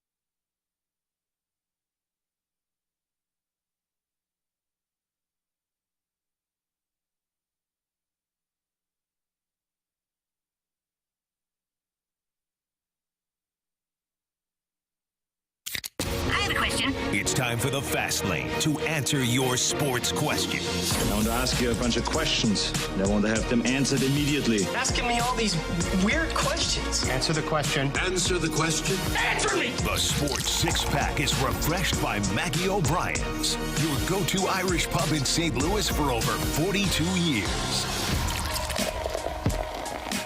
It's a Fast Lane on 101 ESPN. Time for your questions via the Air Comfort Service text line at 314-399-9646. What do you got, Marsh? Question number 1. From the 314. So, have you guys seen the series Shoresy yet? Second season just dropped, and I think it's pretty good. Jamie, is it relatable to the minor leagues? Yeah, so first of all, it won't be relatable for a lot of people unless... If you know, you know. And so good. It's pretty funny, though, regardless. And we, Ashley and I started watching season 2 last night, and we just love it. We love it. But it is relatable to, like, Northern Ontario, like, junior hockey or, like, minor leagues. Yeah, I would say that's kind of what it is you got a bunch of guys who, you know, drinking beer, you know, tearing up the town. That kind of thing, and then they go out and play, and it's like old school. Lots of fights and a lot of chirping. Some great chirps, by the way. Fantastic. Yeah. What's it on? I haven't seen it. I know you guys. It's on Hulu. It's on Hulu. Okay. All right. It's actually hilarious. Anthony, you'd get it. Yeah. You'd get it. I mean, you started season 1 and go through it. It's a really easy watch, and it's just funny as hell, man. I absolutely love it. My son got me hooked on that, and he played it one night for Ashley and I, and then we haven't been able to stop watching it. What's cool is I know a bunch of the guys that are in it, too. Oh, really? Yeah, I played against Jordan Nolan, John Morasti, Nasty Morasti, and Terry Ryan. And Terry Ryan's a good friend of mine. And so, nice. Yeah, Ted Hitchcock is his name. Yeah, if you say it real fast, though. Say it real it's fast. It's real players. Say it real fast, Anthony. What is it? Ted Hitchcock. Yeah, I'll let you guys do that. Yeah. That's what we're dealing with. But, yeah, Terry Ryan was a first-round pick to the Montreal Canadiens. And so they've used real hockey players as the actors. It's a good idea if you could get away with it. Like, because normally the actors aren't good enough to make it realistic, and the players aren't good enough actors to, you know. They're perfect at their job. Okay. Let's just put it that way. All right. And for those that haven't seen it, if you have seen Letterkenny, there's a lot of similar actors. It's that kind of style of show. So Gotcha. It's really funny. So it's unbelievable. Just as sticks are unbelievable. It's unbelievable. Question number 2. Settle down. Serious note here. A real tragic thing happened this weekend with Adam Johnson, former NHLer. We have a question from the 314. Planning on getting my 6 and 7-year-olds a neck guard after what happened to Adam Johnson. I have put off getting one after 2 years, but wanted to hear your 2 cents on the event and advice on neck guards. And do I go with Bauer, CCM, other brands, or does it matter? Thanks for any help you can provide. Yeah, so to give a background here of what happened, Adam Johnson was playing over in the UK league. And there was a hit that was made by a player. It wasn't a hit. The player was there was a collision, and his skate went up in the air and slit his throat. Yeah. Not going to go any more into it because it is very graphic if you see the video. So obviously now the question begs, like, why are guys not wearing neck guards? Why have we not done this before? And it's a couple players now that this has happened to over the years now. Few and far between, which is great. But yeah, so it's tough. There's a lot of branches on this tree right now. You know, the English Hockey League is now mandating, as of December 31st, that all players wear neck protection, and they're allotting for time for supplies, because obviously right now a lot of people are going out and buying these products. Right. Man, I talked to TJ Oshie last night, because TJ Oshie has a company called War Road, and they make head to toe, basically, not head to toe, but like they make a top with the integrated neck guard in it. So it comes up like a mock turtleneck, it comes up and it has the Kevlar and all that. It's cut resistant. And they sell it to youth hockey players. And they have adult sizes too. Then they have cut resistant pants that you wear, like the tight Under Armour like type of pants that you'd wear under. And they have cut resistant socks. We've seen so many injuries in the NHL recently of guys getting their legs cut because somebody skates over the back of their leg. And so yes, companies are out there with the product. Bauer does make a product as well, and so does War Road. I don't know. I didn't go too deep into the research of it, but I know that last night Ashley and I purchased one of those tops, a Bauer top with the Kevlar neck for her son, Reed, who's a hockey player. I was like, yeah, you're not playing another game without that. There's no reason. Yeah. Neck guards used to kind of be looked at as bulky and this and that. They're not now. It's literally like an Under Armour shirt with like a little extra piece up here to protect your neck. So. Well, jeez, I mean, I wonder how long it is until the NHL has something like this. Yeah. Because, visors at one point were deemed as like, that'll never happen. Only a few guys wear the visors. And then now visors are mandatory. Right. So how long now until the integrated neck guard is part of it?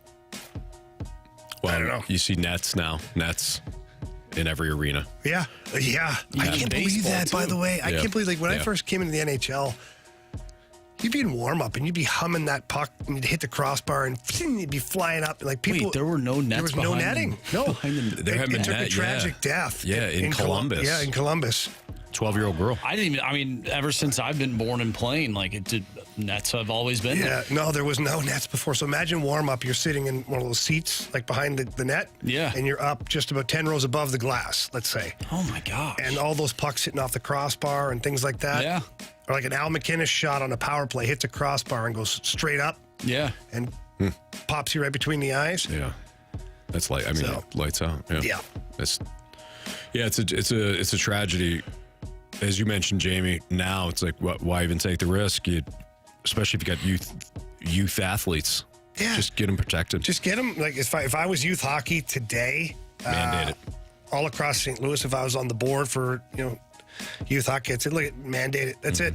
And make it a December 31st, because there's going to be some supply issues. Sure. With so many people now seeing that tragic event and all that. They're going to be buying it quickly. And Osh last night said the same thing. It's like, we're having supply issues right now, but, we're doing our best to kind of get it out there. Yeah. Question number 3. The NFL trade deadline coming up here soon from the 618 with the NFL trade deadline tomorrow. Who do you think will be the most impactful player traded? Well, we're seeing a lot of teams come out and say, like Kirk Cousins nixed any sort of deal a couple of weeks ago by saying he wouldn't waive his no trade clause. Unfortunately, unless you've been on a rock, now that Kirk Cousins is out for the year with an Achilles injury. Wait, what? Yeah, sorry. But maybe Jameis Winston goes from New Orleans to Minnesota. Marsh had mentioned that earlier, and there's been reports that the Saints and Vikings are motivated to get a deal done before tomorrow's deadline. But a guy like Derrick Henry probably won't get dealt. I had thrown out there maybe Daniil Hunter of the Vikings gets traded. We've already seen Williams get traded from the Giants to the Seahawks. Leonard Williams, who's a pass rusher for the Giants, now for the Seahawks. I don't know if we're going to see anybody else really impactful. Again, Derrick Henry, no. Those positions are hard, though, because especially with football, you have to learn new schemes. Just go out there and play. Just go out there and play, Andrew. I feel like with Baker did it. He sure did. He had a great throw. Got him another contract. It did. But, with those other positions, yeah. All you got to do is run and get the quarterback. Quarterback is almost impossible. You could see pass rushers get traded because everybody needs a pass rusher. And if a guy is going to be deemed too expensive for a team, maybe they look to deal him right now. Running backs typically are traded because it's a little bit easier to pick up the playbook from a running back standpoint. But most impactful, maybe it's Jameis Winston. That would be really tough to pick up things quickly, but he's got a really high football IQ. James Winston? Yeah, he does. Did I ever tell you this story? Yeah. So pre-draft, I'll tell it very quickly. The problem he had before is because he couldn't see the playbook. He couldn't see the playbook. Yeah. Well, he couldn't see the other team either. What color jerseys they were. But he saw his team like 50% of the time. 50% of the time he did. Absolutely. He threw a lot of touchdowns. Just a lot of picks. Yeah. He did. Kid won a national championship 40-40 too. Club. 40. Yeah. Not great. But so pre-draft. So Jameis is going to be, likely the number 1 overall pick, or one of the top picks in that year's draft. So Tampa had him for a pre-draft visit, and they decided, and I think it was Dirk Cutter at the time that was the head coach there. So he, can we roll this over? We can roll it over. You want me to tell this story? No, finish the story. Don't cut off my friend. I'll be quick. Cutting him off. You did. Stop it. What do we got? Canadian Wi-Fi in here? Keep going. Well, that was really good, Marsh. So the Bucs had him in pre-draft and said, "Hey, here's the playbook. Learn," or maybe it was just a significant portion of the playbook or most of the playbook. Here's the playbook. Just see how you learn. Learn as much as you can, and then we'll go for lunch. So they did. They gave him an hour or hour and a half or something like that to study the playbook.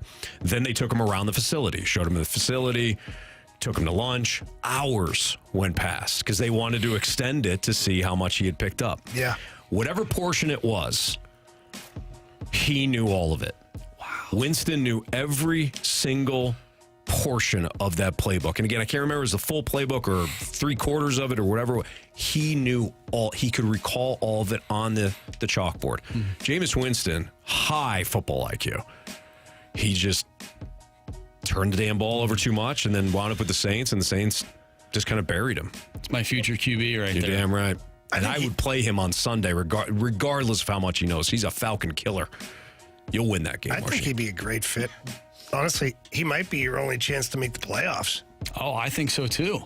Why not? Taylor Hall's not going to help us out. No, he's not. He's playing ice hockey. Yeah. In Chicago. At that. What? Let's carry over our Sports Six picks. So we only got to 3, right? Yeah. It's 3 more to go, Anthony. You know what? Not good enough. Not even close. Not even close. Nope. More six pack next on 101 ESPN.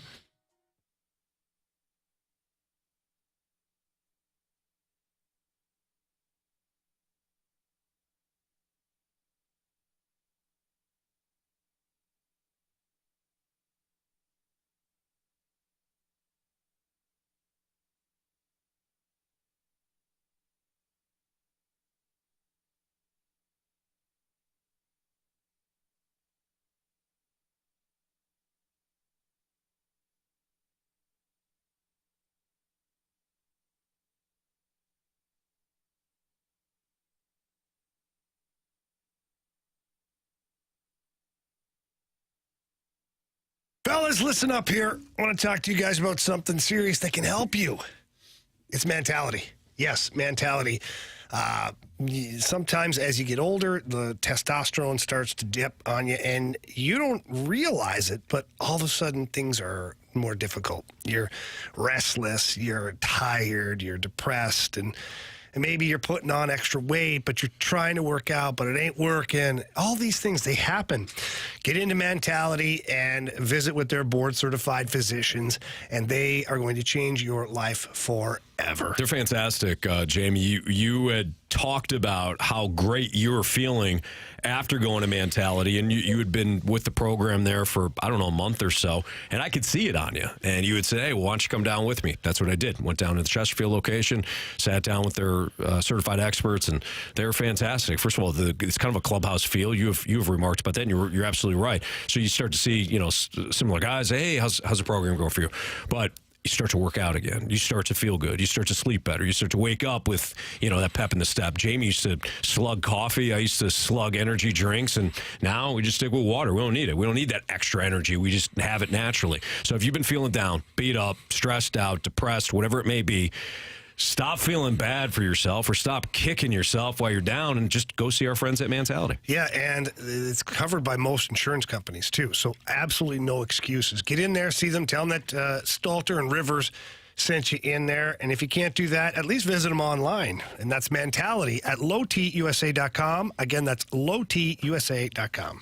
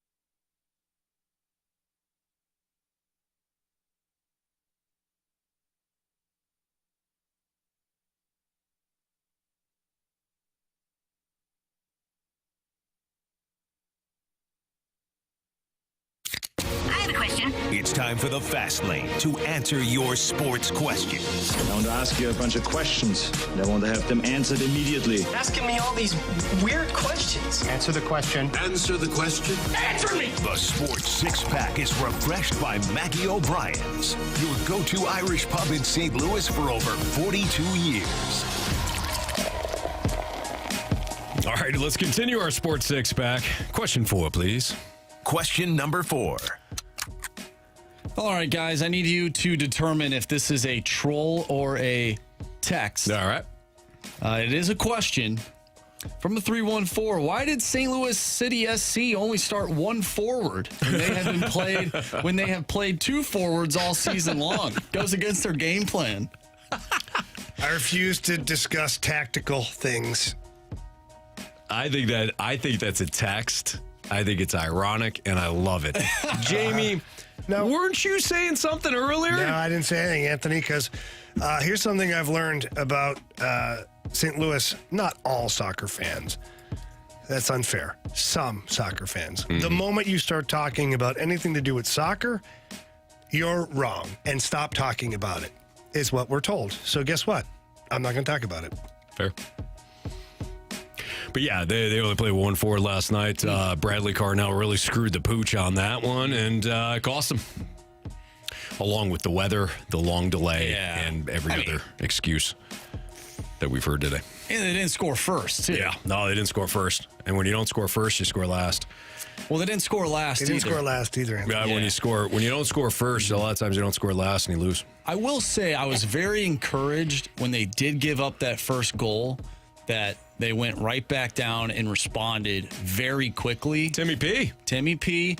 It was a great effort. Mm-hmm. And I'm like, all right, like that is what you want to see out of your squad. And then the rest of the match just went completely sideways. The match went sideways on the pitch, and the rain was going sideways. Yeah, those footballers, they just couldn't get it done. Question number 5. From the 636, when Mo goes trick-or-treating tomorrow night, which pitcher does he hope to land in his bag? Come on. Does he hope? Verhagen. Yeah, probably bringing back Verhagen, I'm sure. Get a good deal on that guy right now. I'll say Sonny Gray. What kind of? So let's compare some pitchers. I like this to Candy. So Aaron Nola would be like your Reese's Pieces. I don't think your Reese's Peanut Butter Cup. Okay, sorry, good. My bad. Two different Reese's things. Pieces? Not Reese's Pieces. Reese's Peanut Butter Cup would be your Aaron Nola. Blake Snell would probably be would be like your next most popular candy. Like Twix? Yeah, Twix. That's a good one. Maybe those small Sour Patch Kids. Not the big box, of course. Okay. But the little bag. Yeah. Sonny Gray, I think, would be a solid, like, Kit Kat. Yeah. Like the mini one or the big one? Well, you're hoping for a big one, but, you know, sometimes you don't get it. You're right. Who would be a Twix bar? I've been eating those left and right. Well, Blake Snell. He's the Twix bar? Yeah. Okay. You were thinking you were thinking Sour Patch, but we had already decided. Oh, you on the did? Twix, I had Sour Patch in my mind already. All right. I like either one of them, Marshy. Yeah, they're both good. Yeah. Yeah. Who is, I don't know. What's the worst candy to get? Typically those black and orange, like wax paper. Oh. Those are terrible. Who's that? Who's that lands in Mo's bag? True Verhagen. What about those little peanut things that are like circus peanuts? They're like gummy peanuts. They're not gummies, but they're like marshmallow peanuts. Yeah, circus peanuts? Yeah, those are circus great. peanuts. Yeah, Those are like the orange things. Those are great. I haven't seen. Serious? I will die on that. Those are so bad. I have not seen one of those in a long time. I love those things. Do you? I do. Do you like candy corn? I don't mind it. I'm good with candy corn. Yeah. Like you're good, like I don't need it, or you're like, I'm good, I like it. Yeah. I'm not going to seek it out. I'm not going to buy it. Yeah. But if it's out, yeah, I'll eat some. Do you think candy corn would be like a pitcher on a 1-year deal? Like it's just there. It's always there. Yeah. Can't go wrong, but you can't go wrong. Like you might not be excited about it. Not everybody loves it. Not everybody loves it, yeah. I don't know who that would be. I don't know. Knowing Mo, probably. Never mind. Mo would probably show up to the. What do you got? I was thinking of Bauer. Trevor Bauer?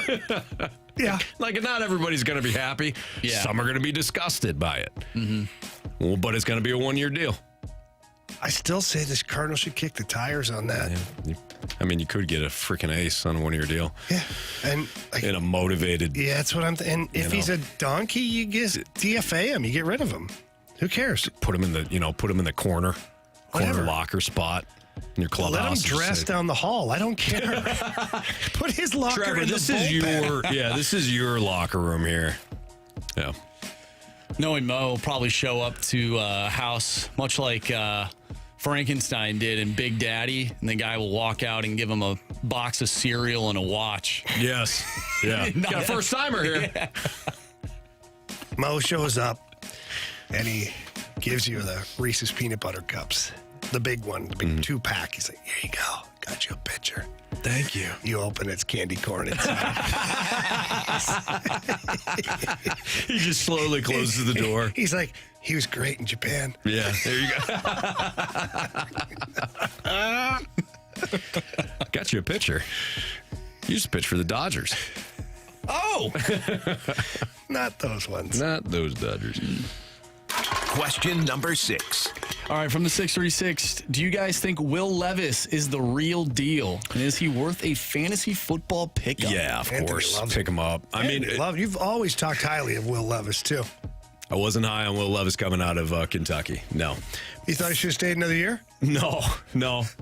I just kind of thought he was what he was, Jamie. Oh, I get it now. But, of course, he absolutely torches my team as if he's some sort of concoction of Dan Marino, Brett Favre, and Joe Montana.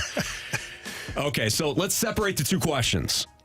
Is he worth a pickup in fantasy? Of course. I mean, a guy threw for 4 touchdown passes who are they yesterday. playing next week, though? Pittsburgh, and they have a terrible secondary. Okay. Do we know that Will Levis is a quarterback yet? No.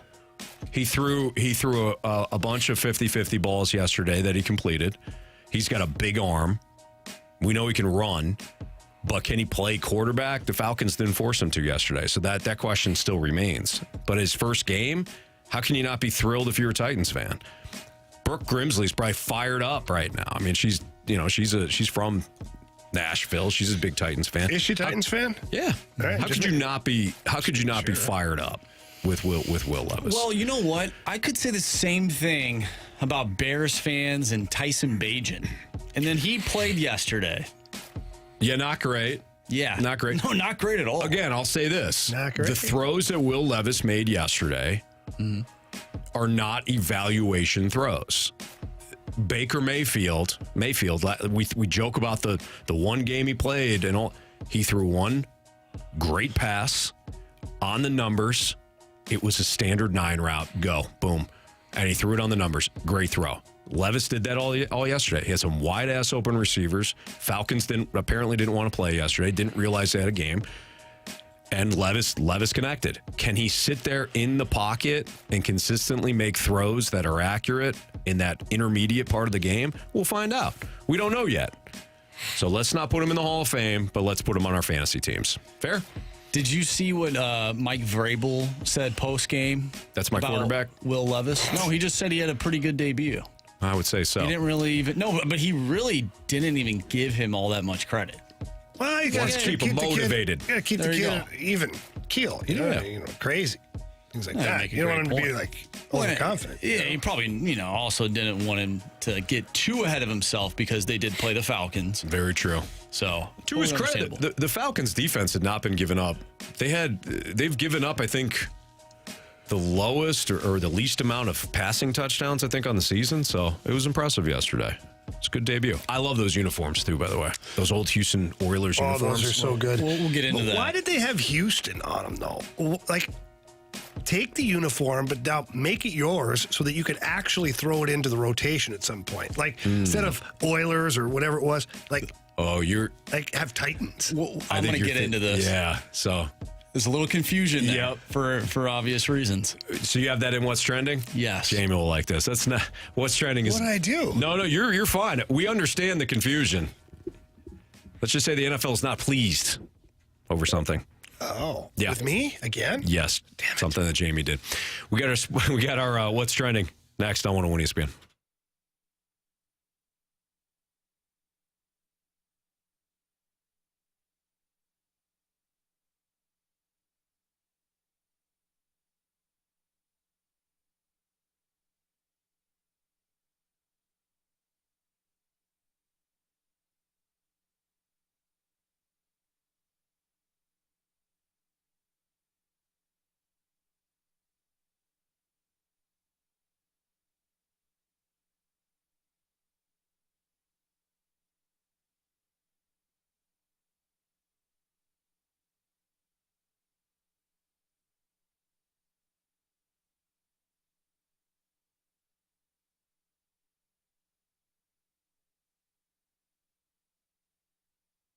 All right, listen up here. If you are currently thinking about upgrading your bathroom or your kitchen, but maybe you're not sure where to go, let me help you out. Head over to E&B Granite. They're located at 6135 Manchester Avenue, and they are absolutely phenomenal at what they do.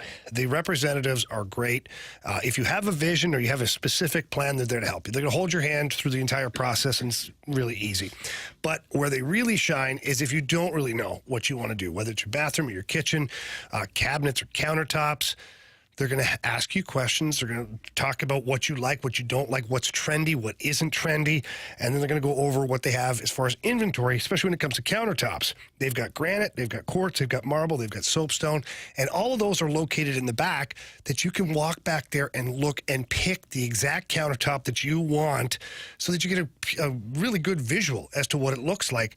And the representatives from there are going to organize the technicians to get out and measure everything, rip out the old stuff, install your new stuff, and then they'll follow up usually with a phone call or even that day with answering any questions that you might have. They're going to tell you to take care of everything as well, because that's really important. I learned that from E&B Granite, that you can't just wash these countertops with whatever the heck you want. No, you have to follow directions, and that's why they're there to help you. So please, give them a call. Tell them Jamie Rivers sent you over there. That number is 314-645-9300.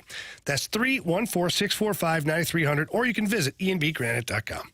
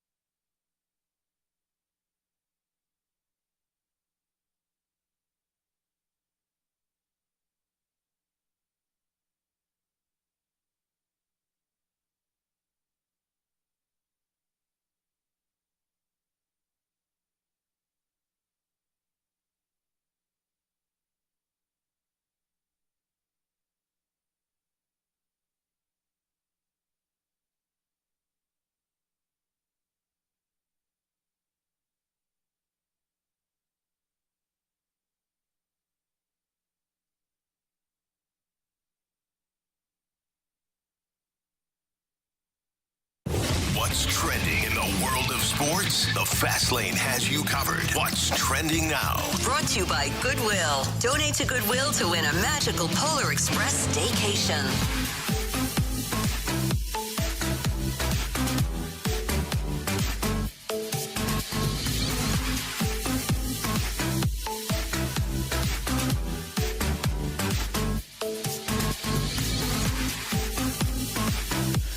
Welcome back to the Fast Lane here on 101 ESPN. Anthony Stalter, Jamie Rivers, I'm Andrew Marsh, and it's time for What's Trending.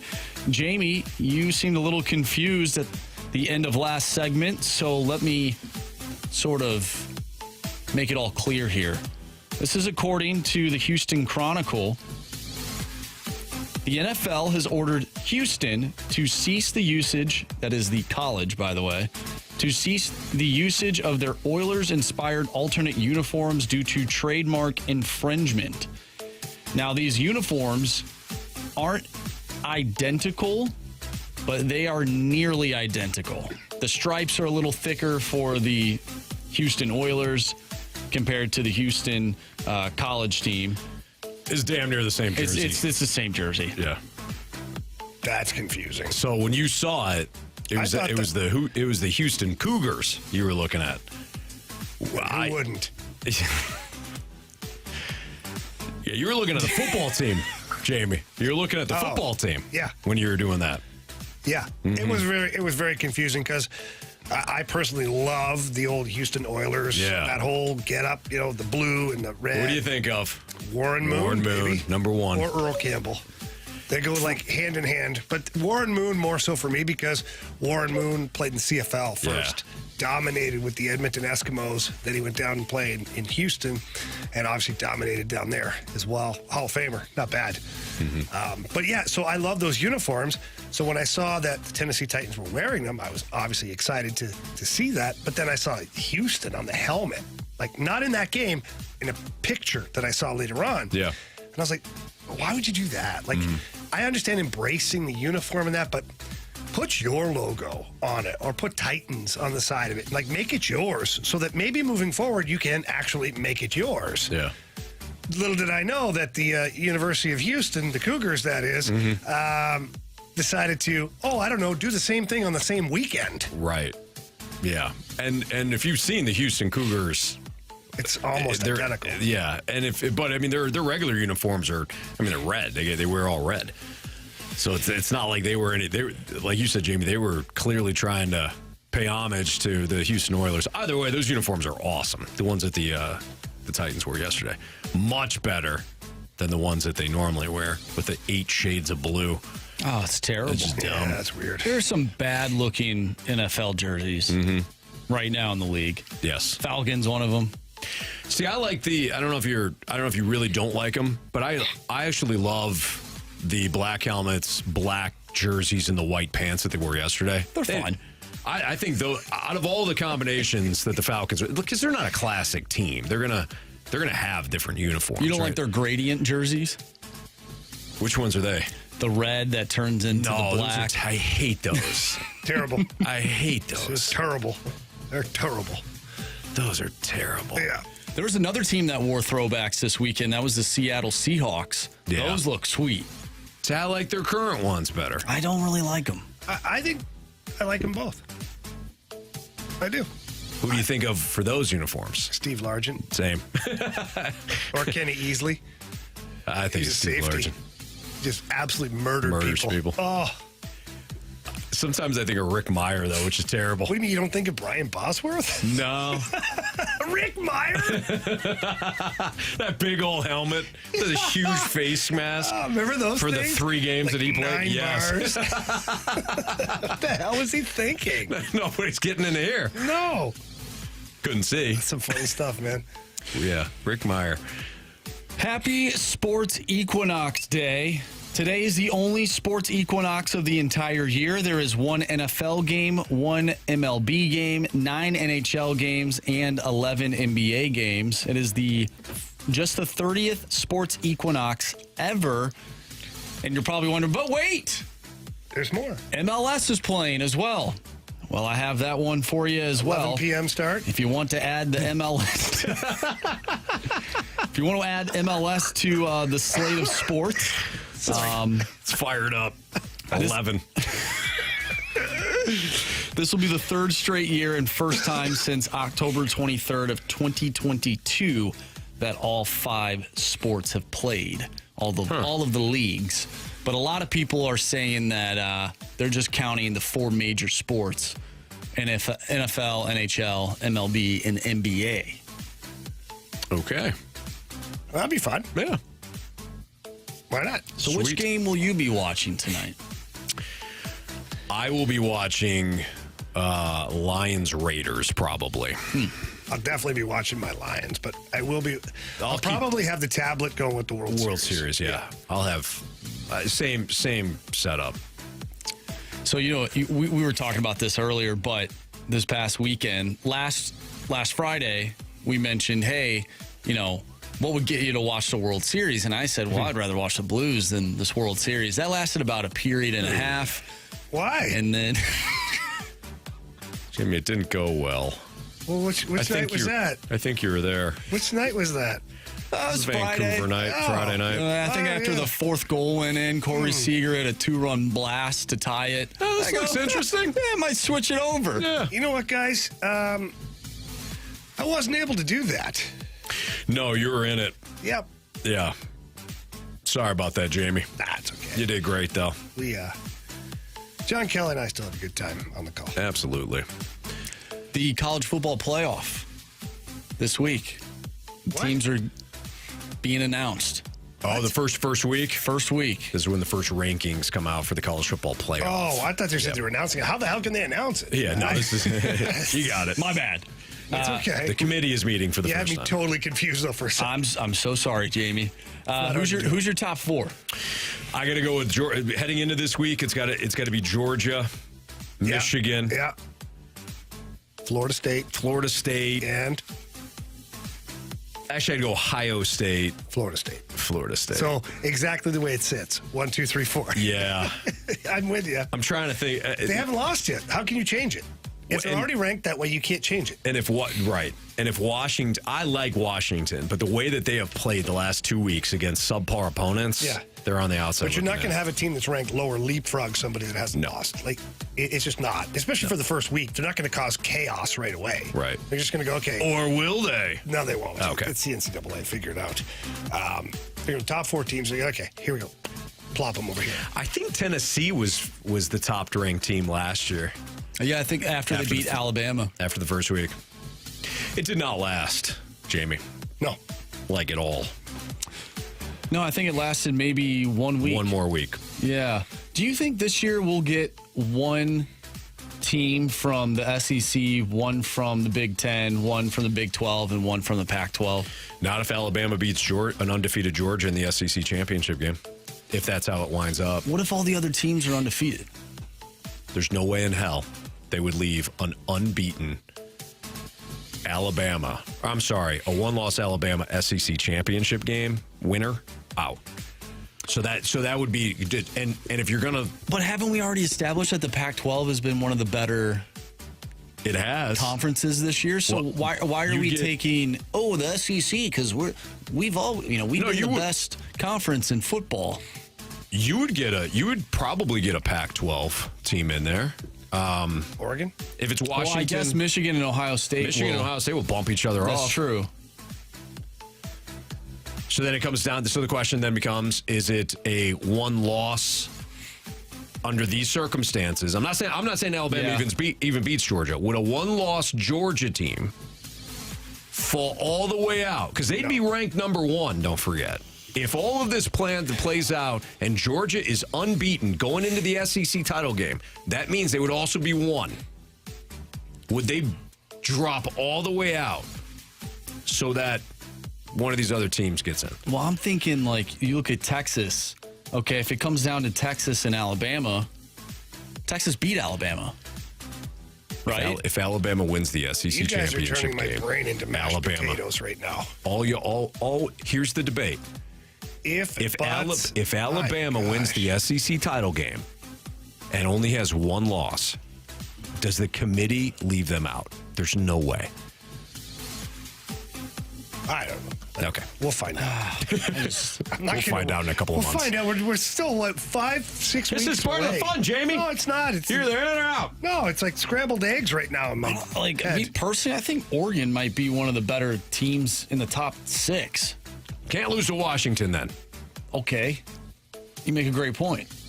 I'm just saying. I was waiting for a way bigger fight. No, I'm just saying. Like, they look great. I was Bo waiting. Nix looks great. Like, They are. I don't know. I'm looking at this. Florida State, I don't. Jamie, are they what do you that normally good? say? I don't know. What do you normally say at this time of year? Florida State's going to lose a game. That's what I'm saying. I'm calling it right now. I don't even know who's on their schedule. They're going to lose a game because the ACC always eats each other alive. They could have lost to Duke.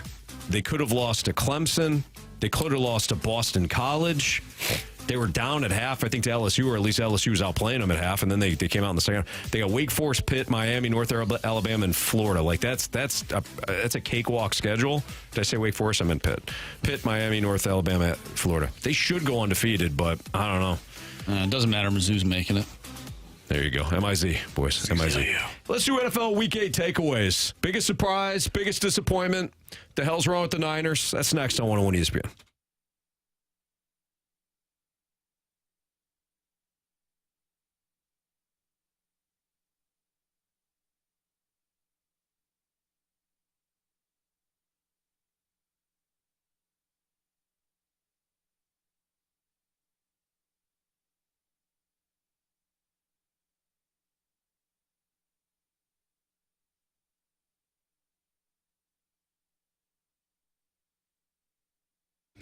Elevate your performance with Pure Performance, your one-stop shop for all aftermarket modifications.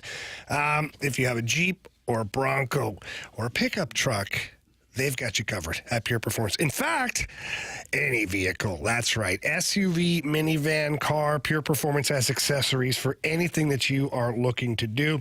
They've got computer chips. They've got exhaust. They've got running boards, light kits, leveling kits. So many fantastic options for every single vehicle. And they are the king of tires. That's right.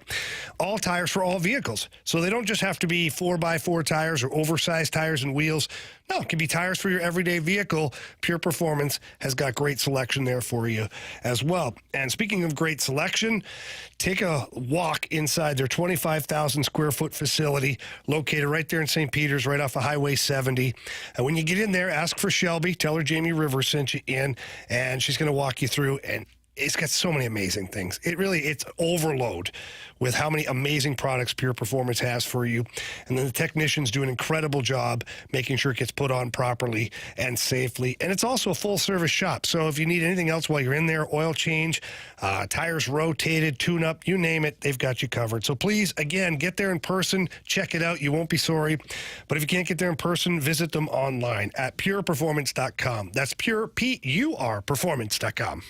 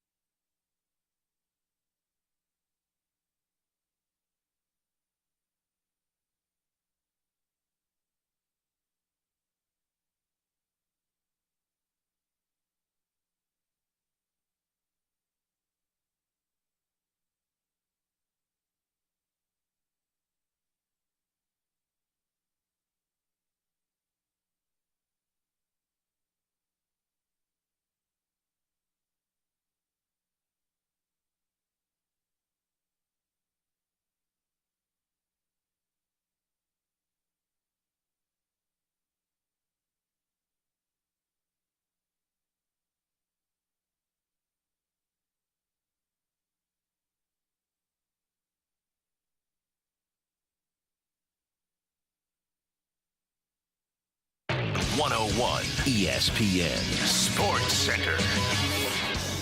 I'm Andrew Marsh. It's time for a Sports Center update brought to you by Saliga Heating and Cooling. The Blues look to bounce back against the Avalanche on Wednesday as they lost on Friday 5-0 against the Vancouver Canucks. Wednesday's game can be listened to right here on, or can be heard right here on 101 ESPN. Pregame starts at 7:30. Puck drop is at 8:30. Last night, City SC in their MLS playoff debut lost to Sporting KC by a final of 4-1. Game 2 of that series will be on Sunday with a 4 p.m. start time. Game 3 of the World Series between the Rangers and the Diamondbacks will be tonight as the series is all tied up at 1. And also tonight, Monday Night Football, Lions and Raiders. Pregame starts at 6:30. You can listen to that right here on 101 ESPN. We have our NFL Week 8 takeaways coming up next. I'm Andrew Marsh, and the Sports Center update is brought to you by Saliga Heating and Cooling, independent American Standard heating and air conditioning dealer.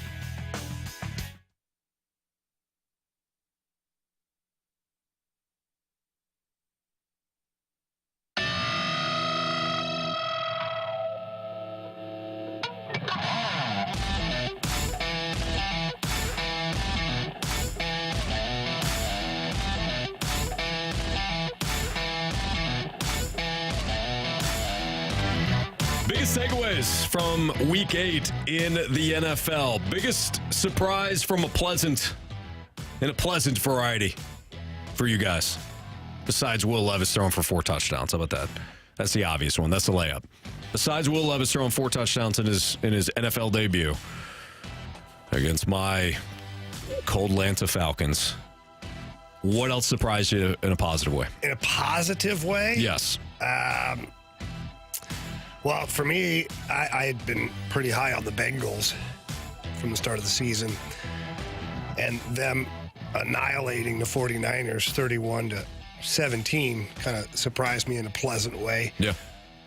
Although I do have the 49ers going to the Super Bowl on that side of the conference. On the other side, rather. I thought that was pretty good performance by the Bengals. What about you, Marsh? I was pleasantly surprised with how the Chargers looked last night. Granted, they played a terrible team, but Justin Herbert started that game off looking really good. Austin Eckler getting back in the fold. He's been back, but he hasn't been too... He's so fat. He's so explosive. He hasn't been himself lately, coming back from injury. I thought he was great. I thought the team overall looked really good, and... I think they're heading in the right direction right now. Even though I had the Steelers, I think a pleasant surprise is Jacksonville continuing to do. They're quietly playing very well, especially defensively. Now, I know the Steelers don't have much of an offense, and Mitchie Football wound up going in that game for Kenny Pickett, and he threw a couple of interceptions. But you look back now, Jacksonville, after going to London to play 2 games out there, won those both, did get a home game against the Colts, throttled them. Last 2 road games, short week in New Orleans, hung on to a win there after hanging 31 on them, and then had to go to Pittsburgh and face a Steelers team that, under Mike Tomlin, is usually good as a home dog. And the Jaguars were in control from that game pretty much from start to finish. So that was a pleasant surprise. A disappointing aspect from Week 8. What was the thing that kind of disappointed you the most? Well, when I look at disappointment, I mean, I look right at where the hell's that game? I look at the Falcons and the Titans. I just didn't see that one coming. I thought for sure the Falcons, especially with Tannehill out, and Will Levis, the unknown. Little did I know the unknown was the next one, the chosen one. Yeah. But that was disappointing because it screwed up my pick'em. Yeah. I'm disappointed that I called the Panthers winning on Thursday and Friday. Oh, yeah. And then choosing to go against them on Sunday. Actually, Anthony, you were my biggest disappointment. It was my own disappointment. I'm right there with you. Yeah, that was certainly disappointing. I think the way that the 49ers are losing these games, too, has been disappointing. Because I want to believe that there are elite teams in the NFL. There's not. Even Philly. Philly struggled again with Washington. I've said this now for 2 straight years. Whatever Washington's doing, especially the Phillies defense, copy it. Because Washington's the only team that kind of gives Philly a bunch of trouble, at least the last 2 years they have. But San Francisco playing the way they have the last 3 weeks, where their defense is just getting shredded on the ground. It started with that Browns game, their first loss. The Browns shredded them. The Bengals don't even want to run the football. They rushed for 135 yards yesterday. And, of course, they couldn't get off the field against Minnesota on Monday night. So San Francisco, ever since we crowned them following the Dallas win, they have tanked. First loss, kind of explainable. You're banged up. You're on the road. Crap weather. But the last 2 weeks, Minnesota took it to you, and so did Cincinnati. I think my biggest disappointment is in the Kansas City Chiefs. You know, they had a huge week in week 7, especially with their offense, which we've talked about.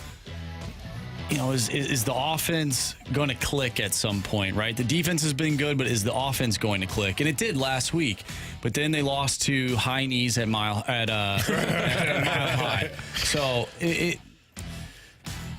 that's a game that, I mean, you just can't lose. They haven't lost to the Broncos since I was a freshman in college, 2015. Yeah, it's been a long time.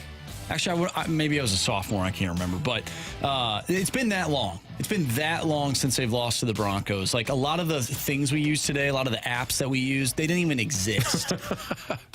Like, people use TikTok. That didn't even exist. Mm-hmm. Like, come on. What are you doing? You cannot lose to the Broncos. Yeah, that's a rough one, to say the least. Makes you wonder, Patrick Mahomes having an illness all the way up to game time, makes you wonder if they shouldn't have just sat him. You know what? I had a thought on this. Like, you're thinking, sorry, go ahead, Marshy. Okay, you say, oh, he's got an illness. And he did. I heard his fever was over 100. He has an illness, they win. Oh my gosh, Pat Mahomes, the flu game. Mm-hmm. Oh, he has an illness, they lose. Oh, he was sick. What are you saying, Marsh? I'm just saying, they're crowning him? There's just built-in excuses and or built-up hype. Because it's the Chiefs. I just look at it from a standpoint of the Broncos are so bad. I would be like, hey, Patrick, take the day off. Take the day off. Yeah, give Blaine Gabbert some looks. Well, it's not like, I know they end up losing to the Broncos, okay? He was because he was sick. But he wasn't great. I'll tell you that much. He wasn't great. He wasn't. You think Patrick Mahomes was good? No. He was not. No, the whole team stunk. The whole team stunk. But yes, Mahomes really struggled. Yeah. And anytime they had any sort of drive going where you thought, oh, here it comes, they turn the ball over again. All right. Let's wrap this thing up. What you missed, criticisms, compliments. The show, Jamie. That's next on 101 ESPN. It's you talking to me.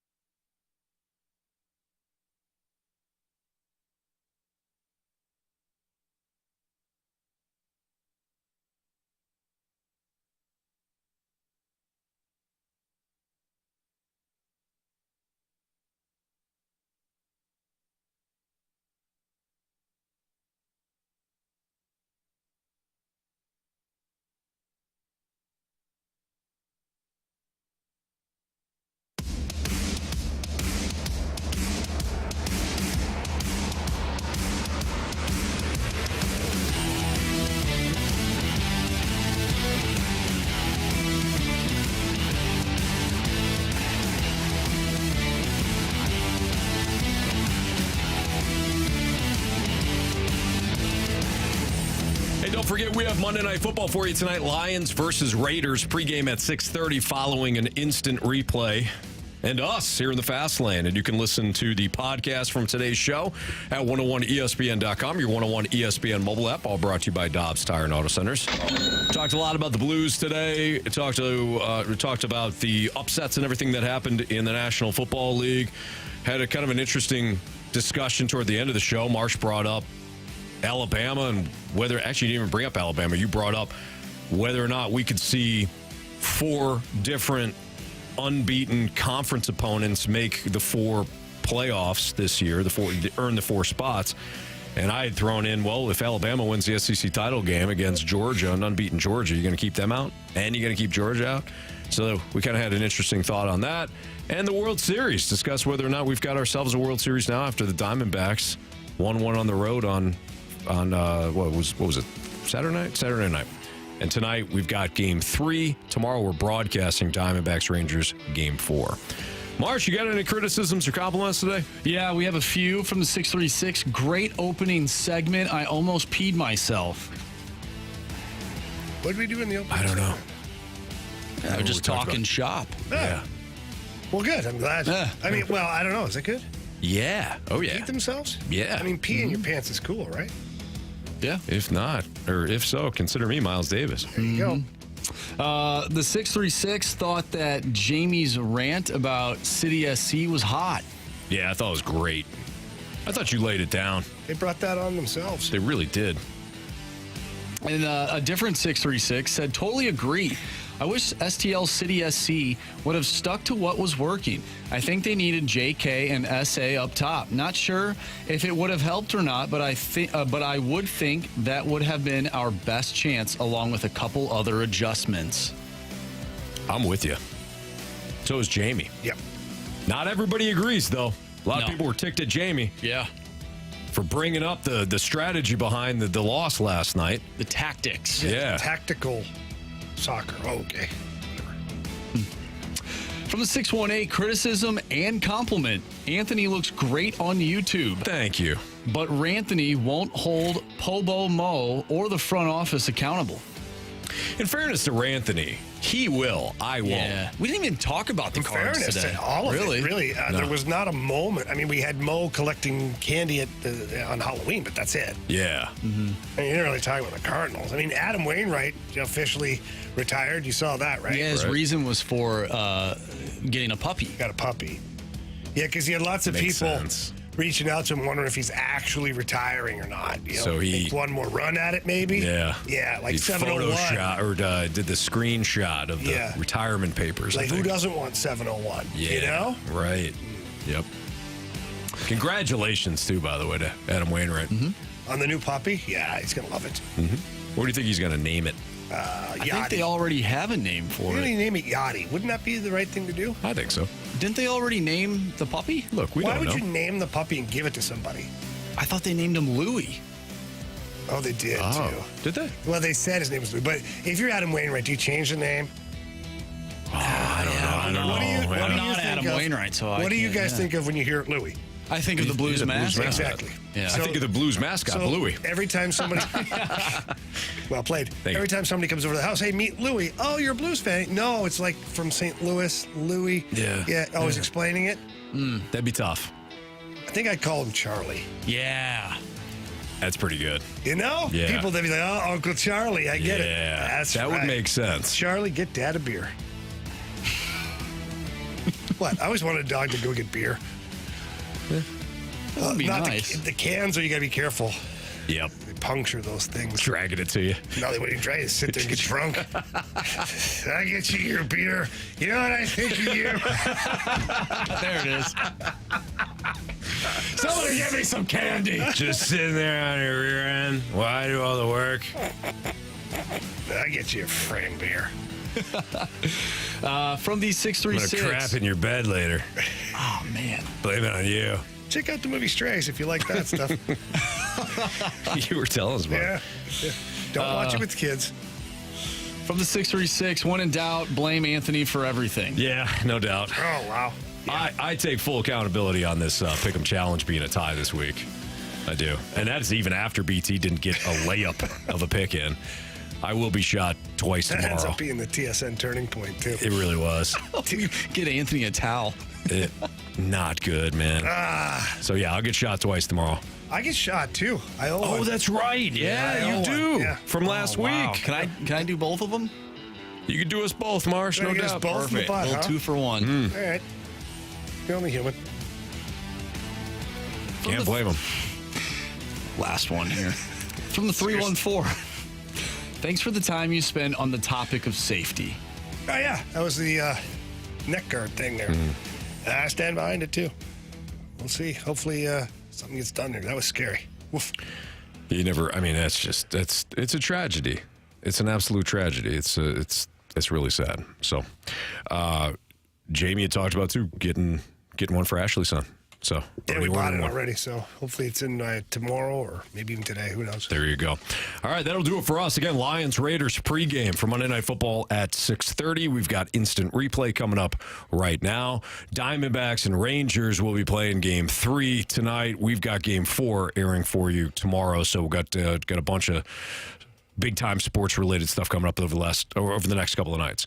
Equinox! For Andrew Marsh and Jamie Rivers, I'm Anthony Stalter. We'll see you tomorrow at 2 o'clock. See ya!